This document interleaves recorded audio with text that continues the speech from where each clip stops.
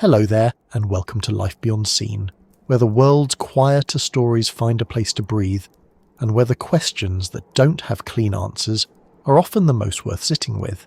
Imagine the Amazon at dusk, not the Amazon of a travel brochure or a nature documentary, the real one, or something close to it. The river is wide and brown and moving slowly, the way something very large and very old moves. The canopy above it is so dense that the light, even at midday, arrives at the water in thin columns, like something being carefully rationed. By evening, the forest doesn't go dark so much as it goes inward. The sounds change. The birds that called through the afternoon go quiet, and other things begin. Frogs, insects, the occasional deep splash from somewhere you can't see. If you're standing at the edge of that river and you look east into the trees, there is no path. There is just the forest going on and on and on for more distance than most people can genuinely picture. Some people have looked at that and turned back, reasonably, sensibly, and some people have looked at that and kept walking. Tonight we're talking about one of these second kind. His name was Percy Harrison Fawcett, and in 1925 he walked into that forest and never came back. What makes his story different from a simple tragedy, and it is a tragedy in the end, is that he knew what he was walking into. He had been there before, multiple times. He had nearly died in the Amazon on at least 3 separate occasions, had watched men around him break down from disease and exhaustion and fear, had documented things in that jungle that most people would have been happy never to see at all. And still he went back, and the last time he took his son with him. Before we get into what happened, I want to ask you something simple. Where are you listening from tonight? It doesn't have to be anywhere interesting. A bedroom, a couch, somewhere quiet, somewhere not quiet. What time is it where you are, and is it dark outside, I ask? Because this is the kind of story that sits differently depending on the hour. It's not frightening exactly, but it has a weight to it. The weight of a real person, a real disappearance, a real jungle that is still out there and still just as large as it was in 1925. So wherever you are, I hope you're comfortable, and if you're new here, welcome. If you enjoy this kind of slow, careful storytelling, the kind that takes its time and tries to be honest about what we know and what we don't, consider subscribing and maybe leaving a like if the video finds you in a good mood. It genuinely helps, and it means we can keep making these. Now, Percy Fawcett. He was born in 1867 in Torquay, on the Devon coast of southwestern England. The year matters because it places him squarely in the Victorian era, a world where the British Empire was near its widest reach, where exploration was considered a serious and respectable profession, where the Royal Geographical Society in London was one of the most prestigious institutions a man of ambition could be associated with. Maps of the world in 1867 still had real blank spaces in them. Not metaphorical blank spaces, actual white areas on paper, regions where no European surveyor had been and returned to report. The Amazon basin was one of the largest of these. Central Africa was another. The poles were largely untouched. For a certain kind of young man growing up in that era, those blank spaces were not frightening. They were an invitation. Fawcett was that kind of young man, though you might not have guessed it from his beginnings. His father, Edward Boyd Fawcett, was a Fellow of the Royal Geographical Society himself, which is worth noting. The connection to exploration was in the family before Percy ever made it his own. His childhood in Devon was not particularly remarkable on its surface. He was educated, reasonably well off without being wealthy, and by most accounts a serious and somewhat intense child. He joined the Royal Artillery in 1886 at 19, which was the conventional path for a young man of his background and temperament. The army would take him to Ceylon, modern Sri Lanka, in the 1890s, and that posting would begin to shape him into the person who would eventually disappear in Brazil. But we'll get to that. What people who met Fawcett tended to remember about him was his physical presence. He was tall, well over 6 feet, and lean in the way that people who spend a lot of time outdoors in difficult conditions become lean, not through deliberate effort, but through simple necessity. His eyes are described in contemporary accounts as intense, pale, direct. The kind of eyes that make you feel, when they're looking at you, that you're being assessed rather than simply seen. He had a quiet confidence that some people found inspiring and others found faintly irritating. He was not a man who explained himself much or apologised for his opinions. He was also, by all accounts, genuinely extraordinary in his physical endurance. He could walk further, eat less, sleep less, and keep going longer than virtually anyone around him. This was not bravado. It was documented repeatedly over decades, by colleagues, by the men who travelled with him, and eventually by his own journals. He was also, and this is worth knowing early, deeply interested in things that don't fit neatly into the explorer-scientist profile. He read widely in theosophy and occultism. He was drawn to the work of Helena Petrovna Blavatsky, the Russian mystic who founded the Theosophical Society, and wrote at enormous length about hidden civilizations, root races, and the spiritual history of humanity.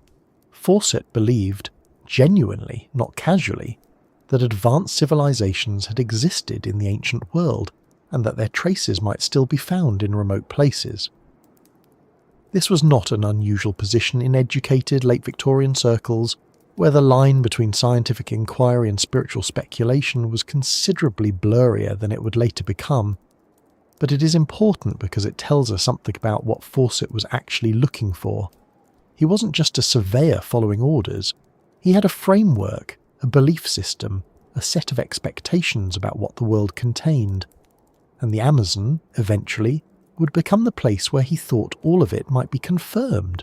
His marriage, in 1901, to Nina Agnes Patterson is part of the story too, though Nina is often reduced to a footnote in accounts that are primarily interested in the adventure. She was, by all evidence, an unusually patient and composed person. She supported Fawcett's long absences, and they were very long, sometimes years at a stretch, without the kind of documented protest that you might expect from a wife in Edwardian England whose husband kept disappearing into the jungle, whether this patience came from genuine belief in his mission or from a personality that simply accommodated extraordinary circumstances, or from something more complicated, is hard to say at this distance. What is clear is that she was not a passive figure. She managed the household, raised their children, handled correspondence, and remained Percy's most consistent supporter until the very end, and then beyond it, for decades after he was gone. The world Fawcett was born into was one that both celebrated and required men like him. The late Victorian era had a particular appetite for exploration, for accounts of dangerous journeys, difficult terrain, encounters with peoples and places that the reading public in London or Edinburgh would never see for themselves. The RGS published journals, hosted lectures, awarded medals. Explorers were public figures. Their letters home were sometimes printed in newspapers. Their failures were mourned, their successes celebrated, and the whole enterprise was wrapped in the language of discovery and empire, which were, in that era, considered more or less the same thing. The blank spaces on the map were understood as opportunities, for knowledge, for commerce, for British influence. Fawcett absorbed all of this, but he was also in certain ways slightly apart from it. He was not primarily motivated by imperial politics or commercial interest. He was motivated by something more personal and harder to name. A conviction that there was something out there, something significant, something that would matter, and that he was the person who could find it. Whether that conviction was visionary or delusional, or some mixture of both, is one of the central questions his story raises. It is not a question with a clean answer. What is clear is that by the time the Royal Geographical Society approached him in 1906, he was 38 years old by then, with military service behind him and a growing reputation as someone who could handle extreme conditions. He was ready. More than ready. The assignment they offered him was to survey the disputed border between Bolivia and Brazil deep in the Amazon basin. It was considered one of the most dangerous surveying jobs available. Previous men had died attempting it. Others had refused outright. Fawcett accepted without apparent hesitation. He would spend the next 2 decades going back again and again to that part of the world. Each expedition would push him further in, geographically, and in some ways psychologically. Each return would bring him closer to the idea that had begun forming in his mind, that somewhere in the interior, beyond the rivers and the canopy and the territories of people who had very good reasons not to welcome outsiders, there was something waiting to be found. A city, a civilization, a place that would change everything that Europeans thought they knew about the history of the Americas. He called it Zeed. And in 1925, at 57 years old, with his son beside him and a letter already written to his wife telling her not to come looking, he went to find it. He did not come back. But to understand what that disappearance meant, what it cost, what it set in motion, and what the jungle may or may not have contained, we need to understand the man more fully. We need to know what made him, what the Amazon actually was in physical and human terms, and what he had already survived before the last expedition ever began. So let's go back a little further. Let's look at where Fawcett went before 1925, and what those years in the field actually taught him, and perhaps what they did to him. Percy Fawcett's military career began in the Royal Artillery, and that is worth pausing on for a moment, because the artillery was not a glamorous posting. It was technical, demanding, and in the Victorian era still deeply concerned with precision, with angles, distances, trajectories, the careful measurement of space.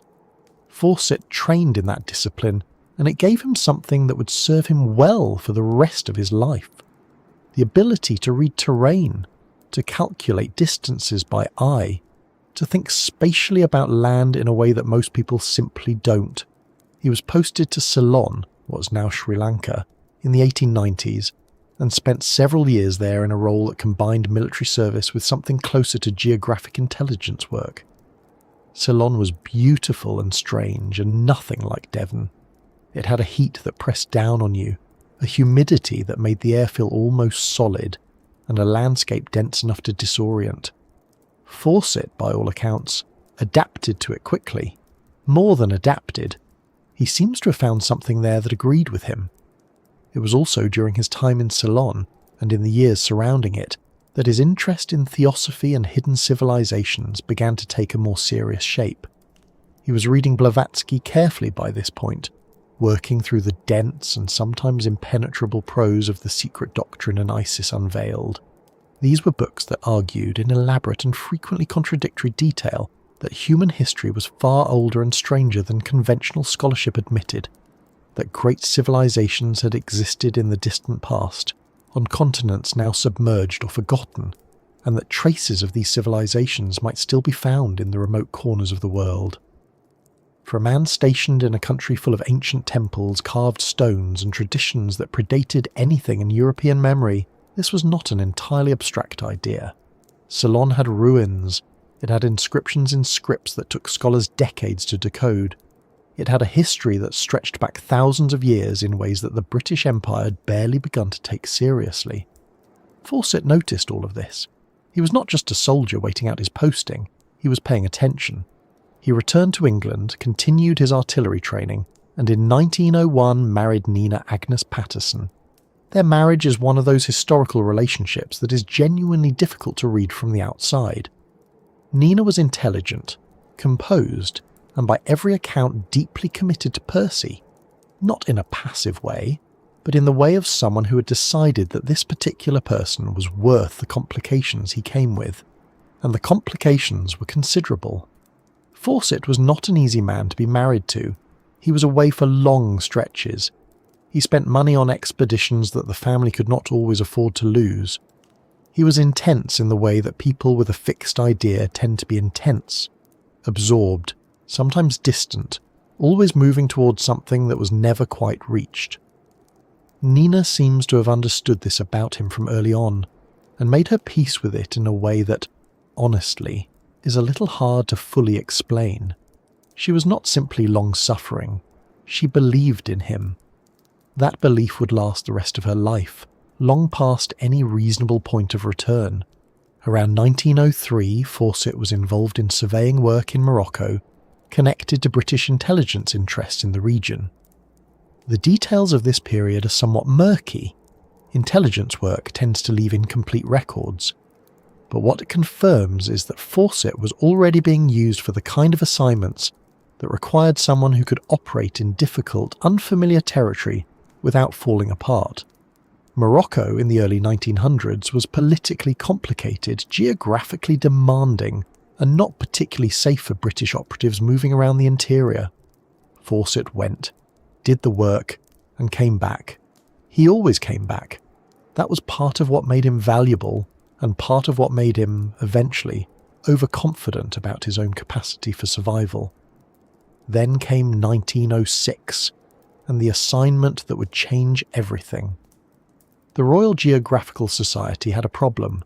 The border between Bolivia and Brazil in the Amazon basin was disputed, unmapped in any reliable way, and the subject of ongoing political tension between the two countries. They needed someone to go in and survey it properly, to establish fixed points, measure distances, document the terrain, and produce maps that could actually be used in international negotiations. It was the kind of work that required someone with both military precision and the physical constitution to survive months in one of the most hostile environments on Earth. Several men had been approached, some had declined, others had gone in and not come back, or come back diminished, sick, unwilling to discuss what they had seen. Fawcett was approached and he said yes. The speed of that yes and the apparent absence of serious hesitation tells you something. He departed for South America in 1906, and what he encountered in the Amazon basin that first year was, by any reasonable measure, extraordinary. The physical conditions of the upper Amazon and the Bolivian borderlands in the early 20th century were not softened by any of the infrastructure that later decades would bring. There were no reliable supply chains, no radio communication, no air evacuation if someone got seriously ill. You moved by river or on foot, with local guides when you could find them, without them when you couldn't. The insects alone were a kind of sustained assault, not just mosquitoes, which carried malaria and were present in numbers that are genuinely difficult to imagine if you haven't been there, but also the smaller, nastier things. Botfly larvae that burrowed under skin, tiny gnats called jijins that got into eyes and ears, ants whose bites caused fevers. The rivers had their own dangers. Candiru, a small parasitic fish with a reputation, probably somewhat exaggerated but not invented, for following urine streams and lodging in body cavities, electric eels in the shallows, caiman along the banks, often invisible until they moved, piranha, which were less of a constant danger than popular imagination suggested, but were real and present. Disease was the more serious and consistent threat. Malaria was nearly universal for anyone spending extended time in the basin. You could take quinine, which helped somewhat, but it did not prevent infection, only managed some of its effects. Leishmaniasis, spread by sandfly bites, caused slow-moving ulcers that could destroy cartilage and tissue if untreated. Yellow fever was a death sentence in most cases. Dysentery was common. The combination of heat, humidity, physical exertion, and inadequate nutrition meant that the body was constantly under stress even when nothing specific was wrong. Men who went into the Amazon healthy came out gaunt, pale, and sometimes fundamentally changed in ways that were hard to articulate. Fawcett came out and went back. This is the thing that defined him from the beginning of his Amazon career. He was not unaffected by these conditions. His journals describe the insects, the fevers, the days of exhaustion, the moments of genuine fear. He was not performing toughness, he was documenting real suffering. But he kept going. In 1908 he was back. In 1910 he mapped the Heath River on the Bolivia-Peru border, a stretch of water that winds through lowland forest and had never been properly charted by European surveyors. In 1911 he explored the Rio Verde in Bolivia, pushing into territory that his guides were often reluctant to enter. In 1913 and 1914 He made a crossing from the Madeira River toward the Bolivian highlands that was, by the standards of the time, a genuinely remarkable piece of navigation.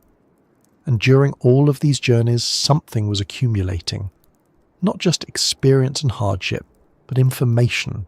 Fawcett was listening to people, to indigenous people, to rubber tappers, to the occasional missionary who had spent years in the interior. He was hearing stories. Not the kind of stories that get written up in RGS reports, but the other kind. Accounts of ruins seen deep in the forest, of structures that didn't match anything the tellers could explain, of places that local people avoided and wouldn't fully describe. Whether these stories were literally true, or were the kind of layered oral traditions that encode real historical memory in ways that outsiders frequently misread, is a question worth holding on to. Fawcett didn't hold on to it. He collected the stories and began building something from them. The years between 1914 and 1918 interrupted this accumulation in a significant way. Fawcett returned to military service when the First World War began, and what he experienced in France was the kind of thing that broke a great many men permanently. He commanded artillery at the Battle of the Somme in 1916, one of the bloodiest engagements in human history, a battle in which nearly 60,000 British soldiers were killed or wounded on the first day alone. He was awarded the Distinguished Service Order for his conduct. He survived, but the war seems to have done something to his relationship with ordinary life, with the idea of coming home, settling down, being still. Men who had seen what he saw at the Somme sometimes found that the world they returned to felt thin and insufficient in ways they couldn't explain to people who hadn't been there. For Fawcett, the Amazon was the opposite of the Somme in almost every way. It was alive, it was vast, it was full of possibility rather than organised death. It is not hard to imagine why he wanted to go back. By 1920, the theory that had been forming across 15 years of expeditions and reading and listening had taken on a specific shape. He was convinced that a sophisticated pre-Columbian civilization had existed in the Amazon basin, not on its edges, not in the highlands, but in the interior itself, in the forest. He believed its ruins were still there, buried under centuries of growth, and that if he could find them, it would overturn everything that European scholars thought they knew about the history of the Americas. He called this place Z. The name was deliberately spare, almost stubborn, a placeholder that refused to be more specific than he was ready to be. Z was the thing at the end of the alphabet, the final destination, the answer to a question that had been building for most of his adult life. What had given this theory its most concrete anchor was something he had encountered in a library in Rio de Janeiro. A document, an old one, a manuscript that had been sitting in the Biblioteca Nacional, largely overlooked, for more than a century and a half. Fawcett found it, read it, and became convinced it was pointing to something real. It was not a map. It was not a scientific survey. It was a handwritten account from 1753, and it described something that its author had actually seen, or claimed to have seen, in the interior of the continent. That document would become the intellectual spine of everything Fawcett did after 1920. And to understand why he believed so completely in what he was looking for, you need to understand what was in it, and why a man of his particular formation would find it not just interesting, but convincing. That is where the story goes next. Into the manuscript, and into the idea it planted, and into the question of whether Fawcett was following evidence or following his own reflection in an old piece of paper. Before we get to the manuscript itself, it is worth pausing here, because Fawcett's obsession did not exist in a vacuum. It was shaped, and in some ways made possible, by the place he kept returning to. The Amazon was not simply a setting, it was a force. And if you want to understand why a man would go back into it 6 times, and then a 7th time at the age of 57, you have to understand what the Amazon actually is. Not as a symbol, not as a backdrop for adventure, but as a physical environment. Specific, demanding, and in many respects unlike anywhere else on Earth. The Amazon basin covers roughly 5.5 million square kilometres. That number is hard to hold in the mind in any meaningful way. So here is another way to think about it. It is larger than the entire contiguous United States west of the Mississippi River. It contains approximately 10% of all species on Earth. Its river system, the Amazon and its tributaries, carries more fresh water to the ocean than any other river system in the world, roughly 20% of all the fresh water that reaches the ocean globally. The basin includes parts of 9 countries, but the overwhelming majority of it lies within Brazil, and the interior, the part Fawcett was moving through, was, in the early 20th century, genuinely unmapped in any useful sense. There were rivers on charts, rough lines indicating where explorers had passed, but the detail between those lines was largely blank. The rivers themselves deserve some attention because they were Fawcett's roads. The Xingu, the Tapajos, the Madeira, the Jurua, these are not gentle waterways. During the flood season, which runs roughly from November through April, the Amazon's main tributaries can rise by 10 to 15 metres. The forest floods. Trees stand in water for months. Travel that was difficult in the dry season becomes nearly impossible in the wet. The river channels shift. Sandbars that existed on a previous journey disappear. New channels open. A map made in one season may be useless in another. Fawcett understood this, and he planned his expeditions around it. But understanding it intellectually and living inside it are two different things. The specific dangers that Fawcett encountered and documented in his journals were not exaggerated for effect, though some of his numbers have been questioned. He wrote about the candiru, a small parasitic fish, sometimes called the toothpick fish, that is capable of entering body openings and causing serious injury. Whether the candiru's reputation has been somewhat inflated by legend is a matter of ongoing debate among biologists, but the fish is real, the danger is real, and for anyone working in those rivers, the concern was genuine. Electric eels, which are not actually eels but a species of knife fish, were a routine hazard. They can produce discharges of up to 860 volts, enough to stun a horse, and Fawcett's journals mention encounters with them in shallow water crossings. Piranhas were present, but in practice less immediately dangerous than popular imagination suggests. They are primarily scavengers, and are most aggressive in dry season when water levels drop and food is scarce. Still, a river crossing with open wounds in piranha-populated water was not something you did carelessly. Vampire bats were a real problem for the camps. They feed at night, making small cuts in the skin of sleeping animals or humans, and the wound itself is often not what kills. It is the infections that follow, and the possibility of rabies transmission.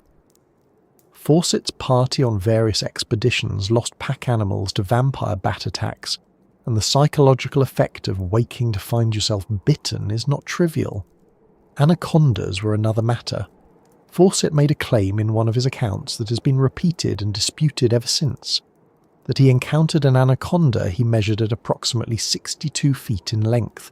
The largest anacondas reliably documented are in the range of 17 to 20 feet, occasionally a bit more. 62 feet is almost certainly an overestimate, possibly a significant one.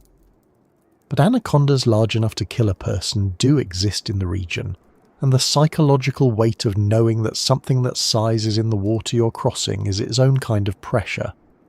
The insects were, by most accounts of people who travelled in the Amazon during this period, the most relentless and wearing presence of all. Not dangerous in the dramatic sense, not like a jaguar or a river crossing, but constant, inescapable, and cumulative. Mosquitoes in numbers that made sleep difficult. Botfly larvae that could burrow under the skin and develop there. Biting ants, stinging caterpillars, wasps. The bites became infected in the humidity. Wounds that would heal in a week in a temperate climate could fester for months in the Amazon. Fawcett described spending nights unable to sleep because of the insects, lying in the dark listening to the sounds of the forest. And the forest at night is genuinely loud. Frogs, insects, birds, the occasional distant crash of something large moving through the undergrowth. It is not a peaceful silence. It is a dense, layered noise that the human brain, accustomed to finding patterns, works hard to interpret. The diseases were perhaps the most serious threat of all, because they were invisible and cumulative. Malaria was endemic throughout the basin. The parasite is transmitted by Anopheles mosquitoes, and the Amazon had them in abundance. Fawcett contracted malaria on multiple expeditions. The disease cycles through the body: fever, chills, sweating, temporary recovery, then fever again, and repeated infections weaken the immune system and the liver over time. You could take quinine, which helped somewhat, but it was not a cure and the dosing was imprecise. Leishmaniasis, spread by sandfly bites, caused slow-moving ulcers that could destroy cartilage and tissue over months if untreated.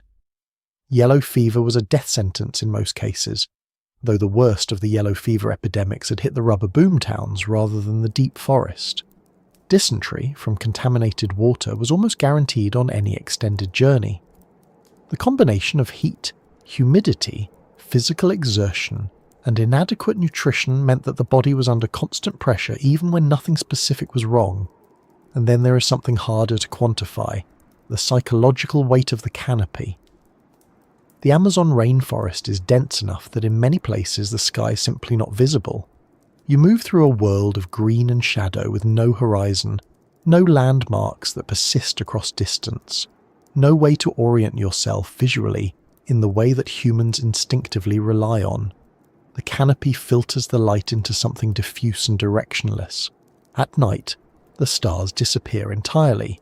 Fawcett's journals describe moments of genuine disorientation, not panic, but a slow, creeping sense of the forest as something without edges, something that extended in every direction without limit.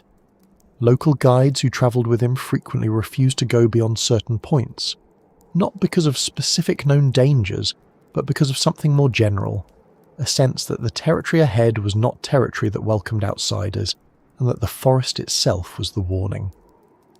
The guide's reluctance was not irrational. The Amazon in the early 20th century was also the site of one of the most brutal economic catastrophes in the history of South America. The rubber boom, which ran roughly from the 1850s to about 1912, when Asian rubber plantations began to undercut the market, had flooded the basin with rubber tappers, traders, and overseers who treated indigenous populations with extraordinary violence. Entire communities were enslaved, relocated, or killed. Some estimates suggest that the indigenous population of the Amazon basin declined by as much as 90% between the arrival of Europeans and the early 20th century, through a combination of disease, violence, and displacement. By the time Fawcett was conducting his expeditions, the rubber boom was winding down, but its effects were everywhere. Abandoned trading posts, scarred communities, indigenous groups that had learned through painful experience that outsiders rarely brought anything good. This matters for understanding what Fawcett was moving through. He was not walking into a pristine wilderness untouched by history. He was walking through the aftermath of a catastrophe, into regions where the people who remained had strong reasons to be wary of strangers, and where the distrust was not paranoia but memory. Some of the tribal groups that refused contact with outsiders during this period were not isolated by geography alone. They were isolated by choice, having seen what contact had cost their neighbours. Fawcett was aware of this, at least partially. He made a point in his journals and reports of trying to approach indigenous groups without weapons drawn, of offering trade goods, of attempting to communicate. Whether he was consistently successful at this is another question. His accounts are his own, filtered through his own perspective, and they present him as unusually skilled at peaceful contact. Later accounts from other sources are more complicated. What the Amazon did to Fawcett, across 6 expeditions, was something that is difficult to summarise neatly. It didn't break him, which is remarkable given what it did to other men. Expeditions in this period had high mortality rates, not just from violence, but from disease, accident, and simple exhaustion. The 1906 expedition that Fawcett led for the Royal Geographical Society returned with most of its members seriously ill. Subsequent expeditions were similar.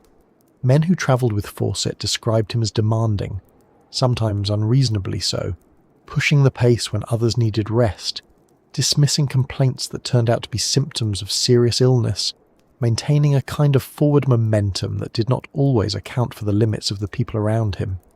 He was not cruel by most accounts, but he was relentless, and relentlessness in the Amazon has cost that the relentless person does not always pay alone. What the jungle gave back in exchange for all of this was something Fawcett found harder to describe. In his more reflective journal entries, he writes about the forest with something close to reverence. Not a tourist's reverence, but the complicated feeling of someone who's been genuinely frightened by a place and has chosen to come back anyway. The Amazon was, for Fawcett, the one environment in which he felt that the world still contained something unknown. That sounds like a romantic idea, and it was, but it was also grounded in a practical reality. The interior of the Amazon basin in the early 20th century genuinely was unknown, in the sense that no systematic survey had been made of it, no reliable maps existed, and no one could say with confidence what was in there. The blank space on the map was real. This is what made the stories he was collecting so compelling to him. Not just the personal accounts from rubber tappers or missionaries, but the broader pattern they suggested. That people had been living in the deep interior of the Amazon for a very long time, in ways that European explorers had not documented, and that the traces of that long habitation might still be there if you knew where to look. The forest was not empty. It had never been empty. What it contained was simply invisible to people who arrived with the wrong assumptions about what a civilization was supposed to look like. By the time Fawcett had accumulated 15 years of Amazon experience and returned from the First World War, he had both the raw material for a theory and the emotional need for one. The Amazon had taken enormous amounts from him. Years, health, comfort, the ordinary texture of family life, and he needed what it had taken from him to mean something. Z was, among other things, a way of making the sacrifice coherent. If there was something real out there, something significant enough to justify everything he had put in, then the ledger balanced. If there was nothing, if the stories were just stories and the blank spaces on the map were simply forest, dense and indifferent and without ruins, then what had all of it been for? That is not a comfortable question to sit with, and Fawcett characteristically did not sit with it. Not sit. He went looking for the document that would make the question unnecessary. He found it in Rio de Janeiro, in the National Library, in a manuscript that had been catalogued and largely forgotten for 167 years. He read it, and something in him recognized it, or decided to recognize it, as the piece of evidence he'd been building toward. What exactly that manuscript said, and what Fawcett made of it, and whether his reading of it was careful scholarship or something more like wishful confirmation, is the next part of the story. Between 1906 and 1924, Percy Fawcett made 7 journeys into the Amazon basin. Not one long continuous expedition, but a series of returns, each one separated by months or years spent in England or at war, each one pulling him back toward the same interior. If you lay those expeditions out on a timeline, what you see is not a man conducting a methodical survey. You see a man who could not stay away. The early expeditions were at least officially practical work. The Royal Geographical Society had commissioned him to survey disputed border territory between Bolivia and Brazil, a task that required him to physically walk through some of the most difficult terrain in South America, take measurements, mark coordinates, and produce maps that governments could use to settle boundary claims. This was real, necessary work, and Fawcett was genuinely good at it. He had the surveying training from his years with the Royal Artillery, the physical endurance that the jungle required, and a temperament that did not collapse under pressure. The RGS trusted him. He delivered results. But the reports he sent back to London alongside his survey data began, fairly early, to contain something extra. Notes about indigenous accounts, references to ruins glimpsed from a distance or described by guides, observations about the landscape that went beyond what a boundary survey required. By 1910, when he was mapping the Heath River along the Bolivia-Peru border, his field notes were already mixing cartographic precision with a kind of restless curiosity about what lay further in, past the areas he was contracted to document. The Heath River work was methodical and important. It added genuinely new information to the maps of the region, but it was also for Fawcett a staging ground, a way of getting closer to something he had not yet clearly named. In 1911, he was exploring the Rio Verde in Bolivia, another remote tributary, another stretch of river that appeared on no reliable map. The conditions were the same as always: heat, insects, river crossings that were more dangerous than they looked, guides who became increasingly reluctant the further the group pushed from settled territory. Fawcett pushed anyway. He wrote about this journey with a kind of controlled excitement that is slightly different from his earlier reports.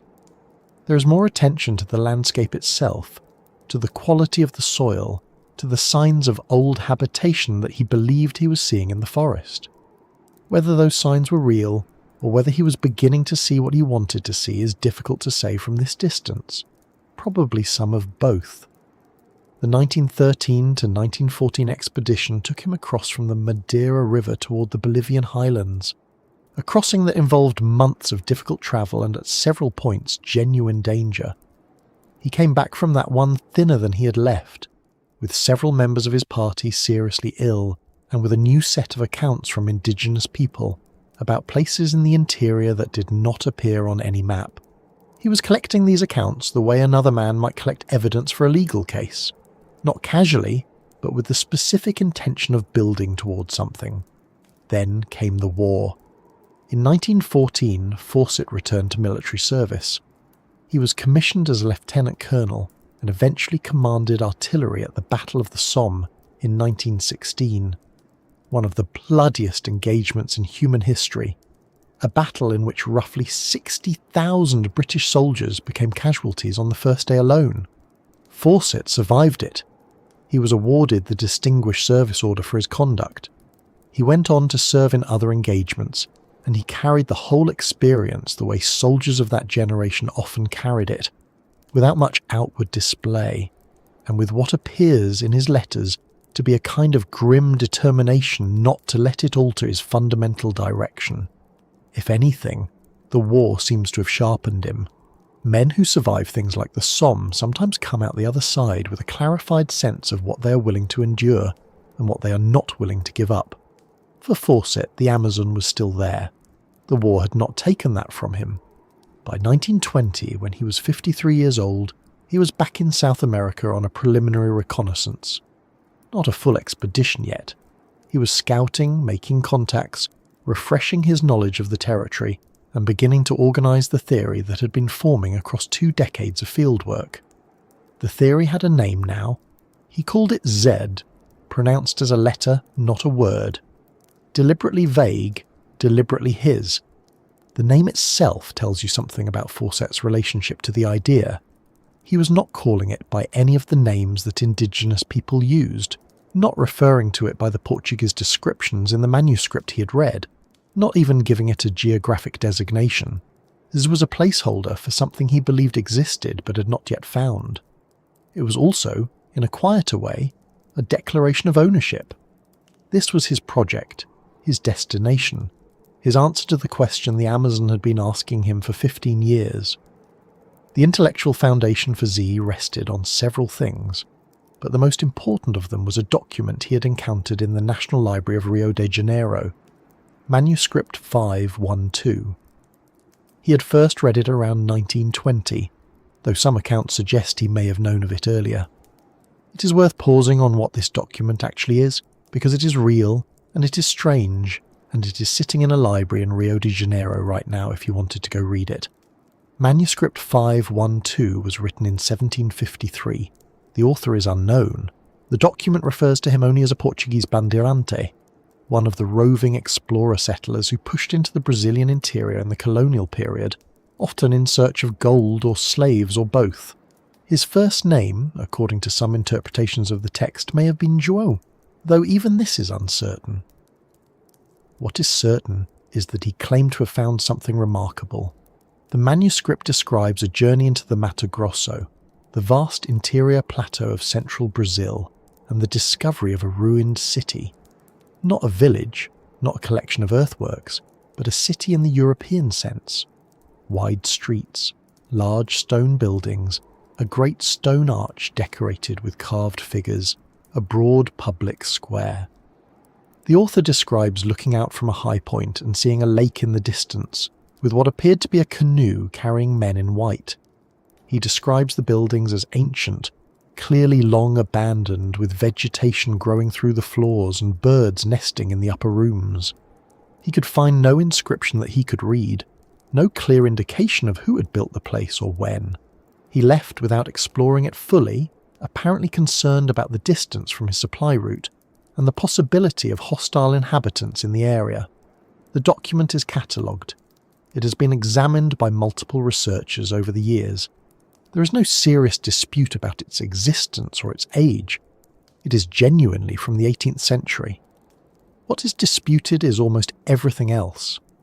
Whether the author actually found what he described, whether the description was exaggerated or embellished, whether the ruins he saw were the remains of something significant or something much more modest, misread through the lens of excitement and isolation. The Mato Grosso is large, and the document's geographic references are vague enough that no one has been able to definitively locate the site it describes, even assuming the site exists. Fawcett read it and recognised it.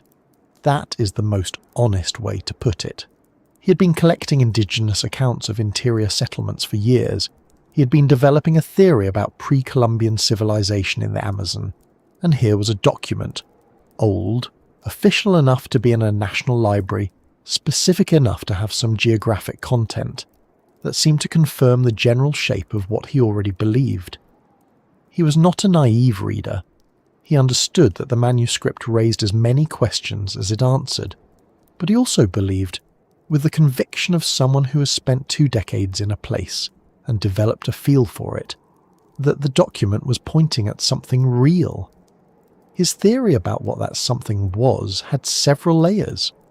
The most basic layer was simply that a large organised civilization had existed in the Amazon basin before European contact, and that its physical remains, buildings, roads, earthworks, were still there, buried under 5 centuries of forest growth.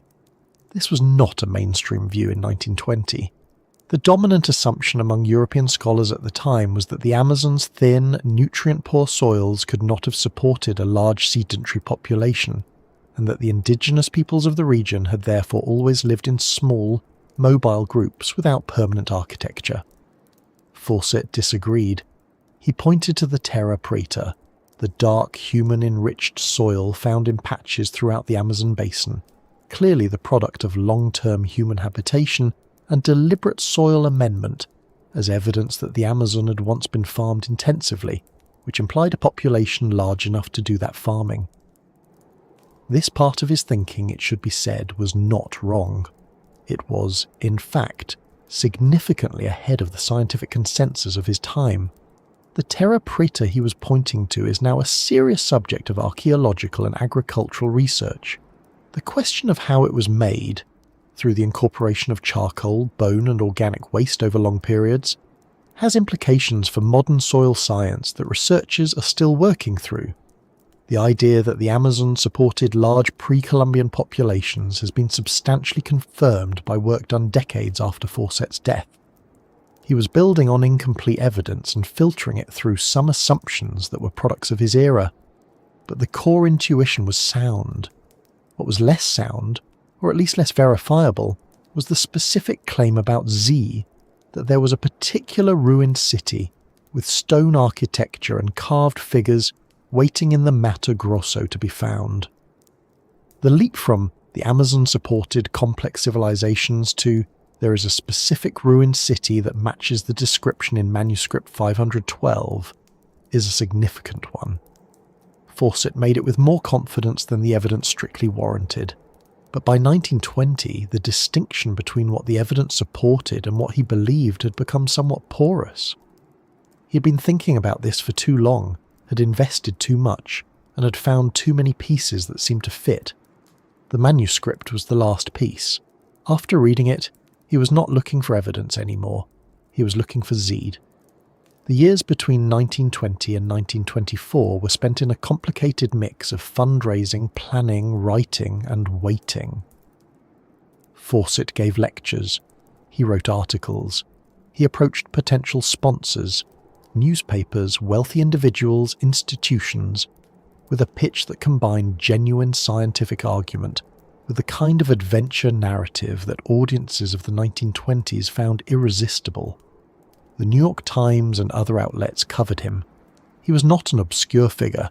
He was one of the most famous living explorers in the English-speaking world, a man whose previous Amazon expeditions had been reported in the press, and whose wartime service had added a layer of established heroism to his reputation. People wanted to believe in what he was describing, the idea that somewhere in the unmapped interior of South America there was a lost city, ancient and silent, waiting for the right man to find it. That idea had a pull that went well beyond the academic question of pre-Columbian settlement patterns. He was also, by this point, deeply involved in the spiritualist and theosophical ideas that had interested him since his early career. He believed, with varying degrees of explicitness in different letters and journals, that Z was not only an archaeological site, but something with a more mystical significance. A place where a higher order of civilization had once existed, connected to the esoteric ideas about root races and lost continents that Madame Blavatsky had written about and that Fawcett had been reading for decades. This strand of his thinking is harder to evaluate and easier to dismiss, but it is worth noting because it helps explain the specific emotional intensity he brought to the project. Z was not just a research question. It was, for Fawcett, something close to a spiritual destination, a place that would confirm not only his archaeological theory, but his larger sense that the world contained more than the official maps acknowledged. By 1924, he had his funding, his plan, and his team. The team was smaller than anyone advised. He had made that decision deliberately, and he had reasons for it that were grounded in real experience. Large expeditions moved slowly, required more supplies, attracted more attention, and historically had suffered higher mortality rates in the Amazon than smaller, faster-moving groups. He was not wrong about any of this, but the team he chose was, for reasons that would only become clear later, a particular kind of choice. He was not taking experienced Amazon hands. He was taking his son. Jack Fawcett was 21 years old in 1925. He'd grown up with a largely absent father. Percy had been away on expeditions or at war for much of Jack's childhood, and by all accounts he idolized him. He was physically fit, enthusiastic, and completely inexperienced in the Amazon. His friend Raleigh Rimmell, also 22, was in a similar position. Young, willing, untested. Fawcett chose them over more experienced companions, and his reasons for doing so were not purely practical. There was something about taking Jack that went beyond expedition logistics. It was, perhaps, a way of finally giving his son the thing he had withheld for years by being elsewhere. An adventure, a shared purpose, a chance to be, together, the kind of men that Percy Fawcett believed men should be. Whether Jack wanted this particular gift, in this particular form, is a question that the historical record cannot fully answer. His letters from the early stages of the journey are enthusiastic and affectionate. He seems to have genuinely wanted to go. But he was also 21, and his father was Percy Fawcett, and some invitations from fathers like that are difficult to decline, even when a part of you might want to. They departed from Cuiabá, the capital of Mato Grosso state, in April of 1925. The rainy season was ending, which was the right time to travel. The route Fawcett had planned would take them northeast from Cuiabá, into the Mato Grosso plateau, and then toward the upper Xingu River, a region that was, even by the standards of the Amazon, genuinely remote. The last reliable maps gave out well before their destination. After that, they would be navigating by compass, by the accounts Fawcett had collected over the years, and by whatever they could learn from the indigenous people they encountered along the way. For the first several weeks there was contact. letters came back to Nina in England, carried by messengers or passed along to postal routes at the edges of settled territory. Fawcett's tone in these letters was positive, focused, almost businesslike. The tone of a man who has been doing difficult things for a long time and does not feel the need to dramatise them. He described the terrain, the pace of travel, the condition of the horses and mules they were using for the early stages of the route. He mentioned that Raleigh Rimmell had an infected foot that was causing some trouble, but he did not present this as a serious concern. He was moving forward, that was the main thing. The last letter arrived in England in July of 1925.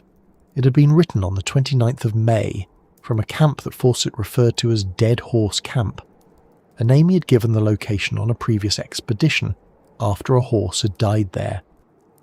The name has a quality that is hard to ignore in retrospect, though Fawcett used it matter-of-factly, without apparent awareness of how it would sound later.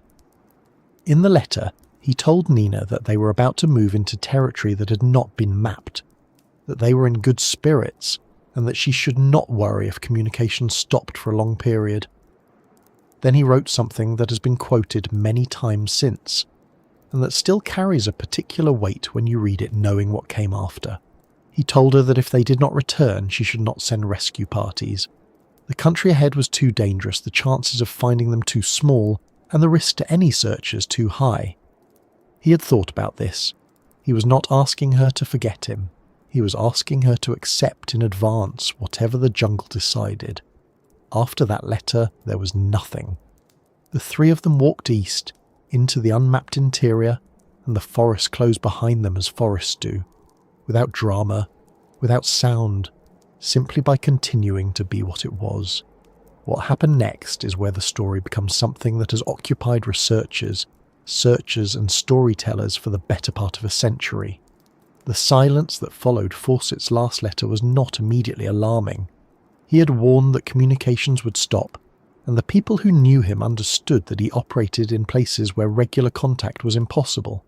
But as months passed, and then a year, and then two, the silence began to take on a different quality. The world, which had been watching Percy Fawcett with considerable interest, started asking questions that no one could answer. And the first people who tried to find out what had happened discovered something that everyone who followed them would also discover. The Amazon does not give up its information easily, and the closer you get to where Fawcett was headed, the less certain anything becomes. To understand why Fawcett was so certain there was something out there, certain enough to bring his son, certain enough to forbid rescue, certain enough to walk east into territory that even his indigenous contacts warned him against, you have to go back to a document. A single, strange, deteriorating document sitting in a library in Rio de Janeiro. Not a rumour, not a dream, not a vision. An actual piece of paper, catalogued and preserved, written by hand in Portuguese sometime around 1753. Fawcett had read it, and once he read it, he never quite stopped thinking about it. The document is known today as Manuscript 512. It is held in the Biblioteca Nacional in Rio de Janeiro, where it has been since the early 19th century, and anyone who wants to can request to see it. That is worth saying plainly, because the story around it can sometimes make it sound like a secret or a legend. It is neither. It is a real document, in a real library, with a real catalogue number. What makes it unusual is what it describes. The author is unknown by name. He's believed to have been a Portuguese bandeirante, the word used for the colonial-era explorers and prospectors who pushed into Brazil's interior in search of gold, silver, and enslaved people during the 17th and 18th centuries. The bandeirantes were not gentle figures. They were often brutal, and their expeditions through the interior of Brazil caused enormous suffering among indigenous populations. But they also went places that no European had gone before, and occasionally they wrote down what they saw. This particular man, sometimes referred to informally as João, wrote down something that stood apart from the usual accounts of hardship and profit. He described a journey into the interior of the Mato Grosso, the vast, dry and partially forested plateau that covers much of central Brazil. At some point during this journey, he and his companions came upon something they were not expecting. He described a ruined city, wide streets, he wrote, a great stone arch, buildings with carved figures on the facades, a central structure that might have been a temple or a palace. And beyond the city he described a lake, and on that lake a canoe carrying men dressed in white. He wrote that the city appeared to have been abandoned for a very long time, that vegetation had grown through some of the structures, but that the stonework itself was still standing. He wrote that the scale of it was impressive. He wrote that it did not look like anything he had seen before in the interior. The document is roughly 2 pages of dense, difficult Portuguese, and it has been read and debated by historians for a long time. Some scholars think it describes a real place, perhaps the ruins of a pre-Columbian settlement, seen and misunderstood by a colonial prospector who had no framework for interpreting what he was looking at. Others think it is embellished, or partially invented, or that the geography it describes is too vague to be useful. The honest answer is that nobody knows exactly what João saw, or whether the account is accurate, or whether the city he described still exists in any recognisable form. The document is real. What it points to is another matter entirely. Fawcett read manuscript 512 around 1920, during the years he was planning what would become his final expedition. He had been thinking about the Amazon and its history for a long time by then. 15 years of expeditions had given him a deep familiarity with the landscape, the rivers, and the indigenous peoples of the region. He had also been reading widely, in the way that serious Victorian-era explorers often did: natural history, anthropology, archaeology, colonial records. He was not an academic, but he was not uninformed. And when he read João's account, something clicked into place for him that he had been trying to articulate for years. He named his target Zed. The letter was deliberate. It was the last letter in the alphabet, the end of the line, the final destination. It was also vague enough to protect the idea. Fawcett was cagey about the specific location he was aiming for, partly because he did not want competitors to get there first, and partly because the location itself was not entirely fixed in his mind. Z was not a set of coordinates, it was a conviction. He believed that somewhere in the interior of the Mato Grosso or the Upper Xingu Basin, there were the remains of a civilization that had existed long before European contact, sophisticated, organised, large enough to have built the kind of structures João had described, and he believed that manuscript 512 was not fiction, it was a report. What gave his theory its unusual durability, even among people who thought Fawcett was wrong about the specifics, was the question of soil. The Amazon is a paradox in ecological terms. The forest is extraordinarily rich, dense, layered, teeming with life. But the soil beneath it is, in most places, surprisingly poor. The nutrients in an Amazonian ecosystem are held in the living things themselves, not in the ground. When you cut down the forest, the soil degrades quickly. This has led many people, over many decades, to assume that the Amazon could never have supported a large settled human population. You need good agricultural land for that. You need soil that can grow food in quantity year after year. The Amazon, in this view, was too thin to sustain civilization. Fawcett did not accept this. He had noticed during his expeditions patches of unusually dark, unusually rich soil in various parts of the Amazon basin. The local people knew about it too. They called it terra preta, which simply means dark earth in Portuguese. Fawcett believed, correctly as it turned out, that this soil was not natural. It was human-made, the result of centuries of human activity, composting, burning, biological waste, the accumulated output of settled communities living in one place for a long time. If you could make the soil, you could feed a population. If you could feed a population, you could build a civilization. And if that civilization had collapsed, through disease, through war, through whatever catastrophe or gradual decline, it might have left ruins behind. ruins that a Portuguese prospector in 1753 might have stumbled across and not fully understood. This was not a crazy theory. It was, in some respects, ahead of its time. The scientific study of terra preta has developed significantly since Fawcett's day, and what researchers have found is genuinely striking. The dark earth of the Amazon is now understood to be one of the most fertile soils on Earth, and it was almost certainly produced by human activity over long periods. It is found across the Amazon basin, not in one place but in many, suggesting not one settlement, but many, spread across a vast region. The implications of this for our understanding of pre-Columbian Amazonian populations are significant. The Amazon was not empty before Europeans arrived. It was home to larger numbers of people living in organised, complex societies. The forest we think of as pristine wilderness is, in many places, a cultural landscape shaped by human hands over thousands of years. Fawcett did not have access to the LiDAR surveys and archaeological excavations that would eventually confirm much of this. He was working from manuscript 512 from indigenous accounts he had collected during his expeditions and from his own observations of the landscape over 15 years. But the general direction of his thinking was not as far off as many of his contemporaries believed. They thought he was chasing a fantasy. He was in some ways chasing a real thing, just not quite in the right place, and not quite in the right way. The problem with Z as a concept was that it was shaped as much by Fawcett's imagination as by the evidence. He was not a neutral observer reading manuscript 512 and following the data wherever it led.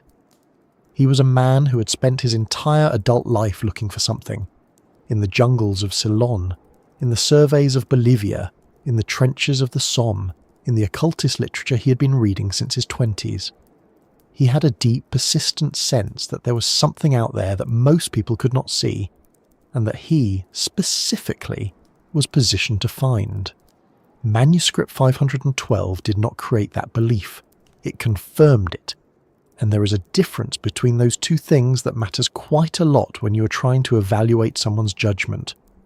His interest in Madame Blavatsky and theosophy, the spiritual movement that claimed hidden ancient wisdom and lost civilizations as part of its framework, had been with him since early in his career.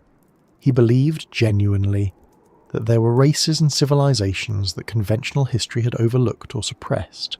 He believed that the Amazon held secrets of a kind that went beyond archaeology.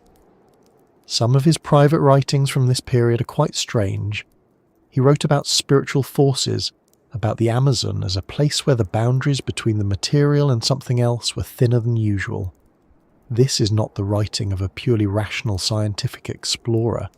It is the writing of a man who had woven his quest into something larger than a geographical question, something that touched on meaning and identity and perhaps a kind of faith. None of this makes manuscript 512 less real. The document exists. The ruins Juon described may have existed. The pre-Columbian civilizations of the Upper Xingu almost certainly were sophisticated and large in ways that Europeans of Fawcett's era did not understand. But Fawcett was not simply following evidence. He was following a version of himself, the version that had always believed, since long before he read Juon's account, that there was something out there worth finding. The document gave that belief a shape and a name. Z was a destination, but it was also a justification, a way of making the obsession legible to himself and to the Royal Geographical Society, and to Nina and to anyone else who asked why he kept going back. He spent years after 1920 trying to organise the expedition that would take him to Z. Fundraising was difficult, the RGS was cautious, and potential sponsors were not always convinced. He gave lectures, he wrote articles, he cultivated relationships with wealthy individuals who might be persuaded to back the venture. He corresponded with researchers and historians about manuscript 512, seeking validation for his interpretation of the document. Some people found his arguments compelling, others were politely sceptical, a few were openly dismissive. Fawcett absorbed all of this and kept planning. By 1924 he had what he needed. The money was in place, the route was planned, the team was chosen. He was 57 years old, which by any reasonable measure was an advanced age for the kind of expedition he was proposing. He was fit. Accounts from people who saw him in the early 1920s describe a man who still carried himself with the physical authority of his younger years, but he was not young. The Amazon is hard on young men. It is brutal on older ones. Fawcett knew this better than almost anyone alive. He went anyway. The question of whether he was a visionary or simply a man who had found a document that confirmed what he already wanted to believe is one that does not resolve cleanly. Both things can be true at once. He was right that the Amazon had supported complex civilizations. He was right about terra preta. He was right that the conventional wisdom of his era, that the jungle was too hostile and too poor to have nurtured anything sophisticated, was wrong. In that sense, he was looking in the right direction. But Zeed, as he imagined it, a specific, findable, ruined city waiting to be discovered, was shaped by more than evidence. It was shaped by a lifetime of needing there to be something out there. And that need, in the end, is what carried him and his son east from Dead Horse Camp and into the silence that followed. Whatever Jerome had seen in 1753, whatever it was that Fawcett believed he was walking toward in 1925, the territory ahead of them was real. The Upper Singhi was not a blank space on a map in any simple sense. It was full of people, communities, histories, and knowledge that Fawcett only partially understood. The Kalapalo people lived there. They had been living there for a very long time, and when Fawcett's small group of 3 men finally reached their territory, the Kalapalo saw them, spoke with them, warned them, and watched them walk away into the east. What the Kalapalo knew about what happened next is where the story turns, and it is a turn that is much more complicated than the romantic version of the tale usually allows. By the spring of 1925, Percy Fawcett had been planning this particular expedition for the better part of 5 years. The fundraising had been slow, the institutional support cautious, and the years between 1920 and 1924 had required a kind of patience that did not come naturally to a man of his temperament. But the money was finally there. The route was mapped in his mind with the confidence of someone who had spent nearly 2 decades walking through terrain that defeated other people, and the team was chosen. The team, notably, was very small. He took 2 men with him. His eldest son Jack, who was 21 years old, and Jack's close friend Raleigh Rimmell, who was 22. That was the entire party. 3 people heading into one of the most isolated and unmapped regions of the Amazon basin. This was a deliberate choice, not a constraint. Fawcett had thought carefully about group size and had reached conclusions that went against the conventional wisdom of large expedition planning. He believed that big parties moved slowly, consumed enormous quantities of supplies, created noise and disruption, and drew the kind of attention from indigenous groups that ended badly. He had seen this on earlier expeditions. He had watched large, well-equipped parties collapse under their own logistical weight. A small group, he argued, could move faster, live more lightly off the land, and approach indigenous communities with less of the threatening mass that a column of 20 or 30 men would carry. There was logic in this.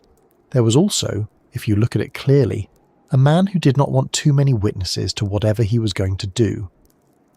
Jack's inclusion is something that deserves a moment. Fawcett had written about Jack in his letters with a particular kind of pride.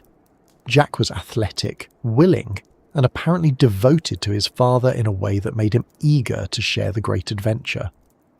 But Jack was 21. He had not been to the Amazon before.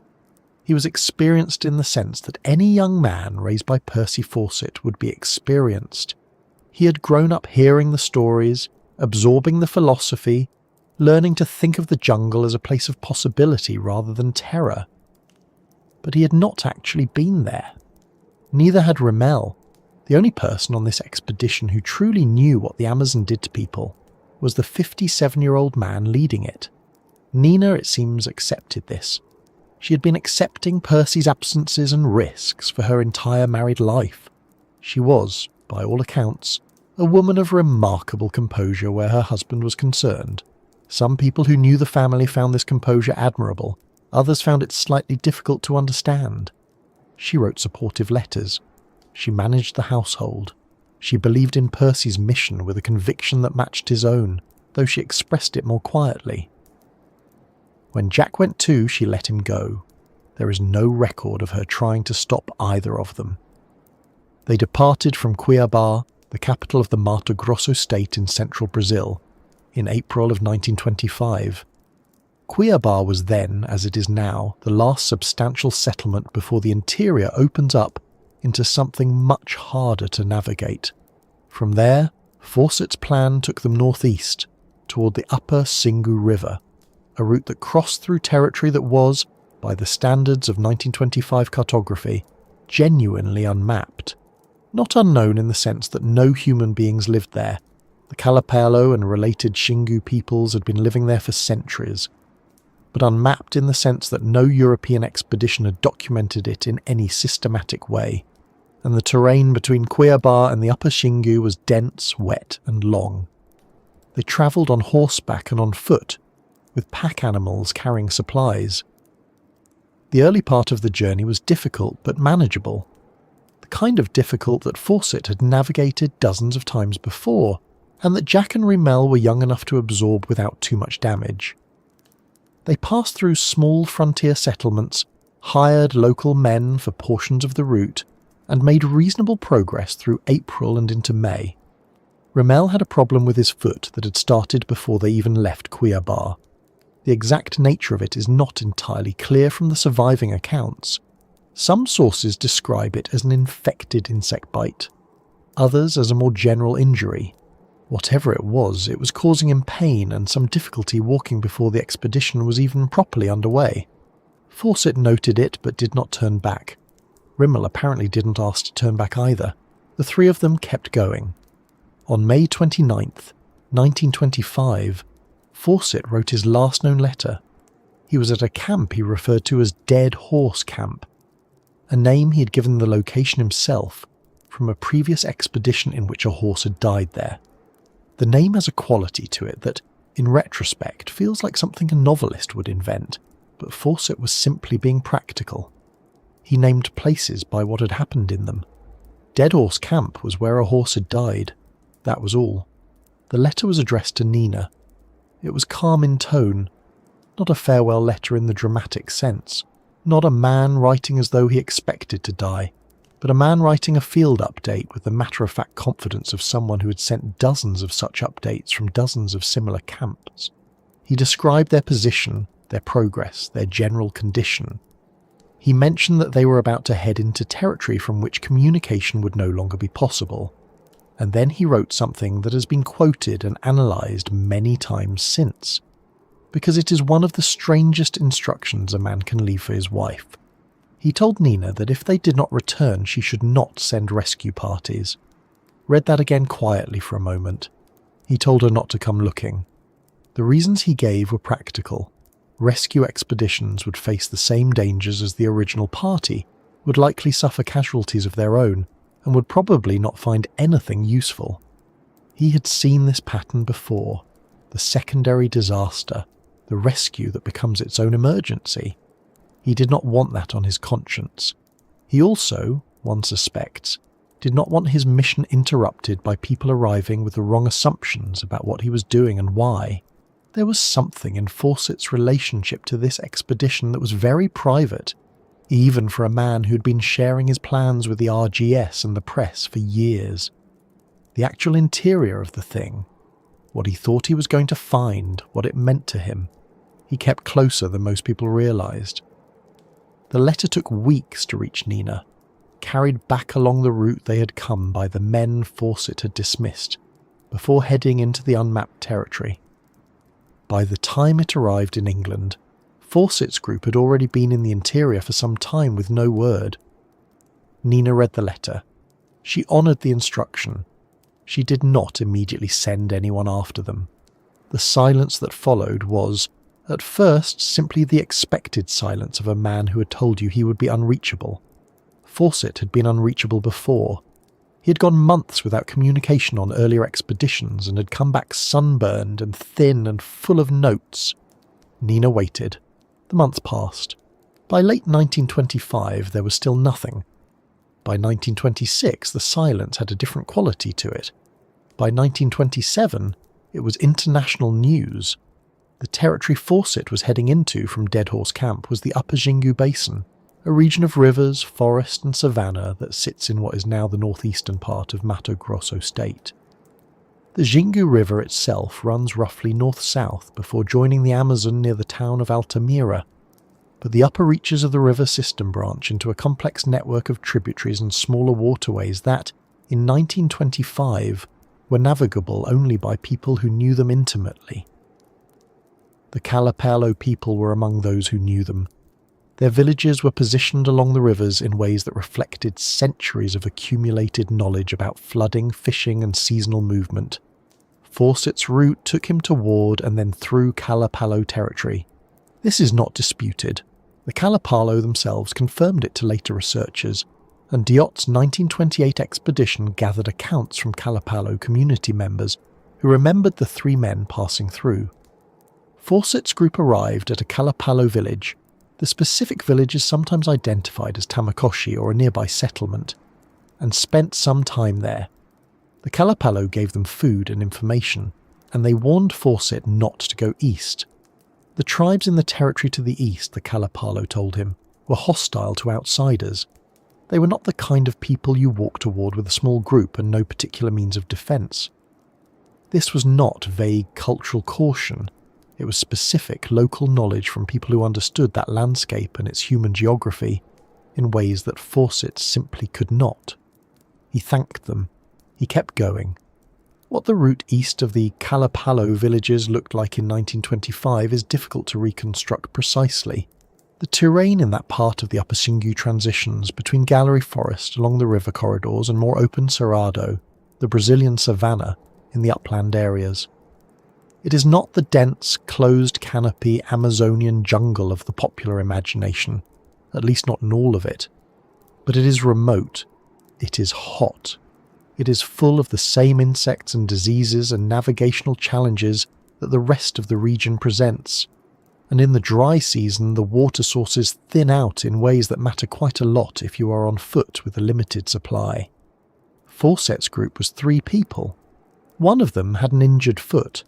They were carrying whatever supplies they could manage without pack animals, which by that point in the journey was not a great deal. They had no radio, no way to signal their position, no resupply route, and no one coming after them, because Fawcett had specifically asked that no one come after them. For several nights after Fawcett's group left their village, the Kalapalo said they could see the glow of campfires rising from the direction the 3 men had gone. The fires appeared each evening, marking the progress of the small party as it moved east. Then, after a certain number of nights, accounts vary on the exact figure, but somewhere between 4 and 7, the fires stopped. No more smoke, no more glow on the horizon, just the darkness and the sounds of the forest, which do not change regardless of what happens inside them. That detail about the campfires is one of the most quietly striking things in the entire story. It is not dramatic in the way that dramatic discoveries usually are. It is just absence. The fires were there, and then they were not. The Kalapalo watched, and they noticed, and they remembered. And when researchers came asking years later, that is what they described.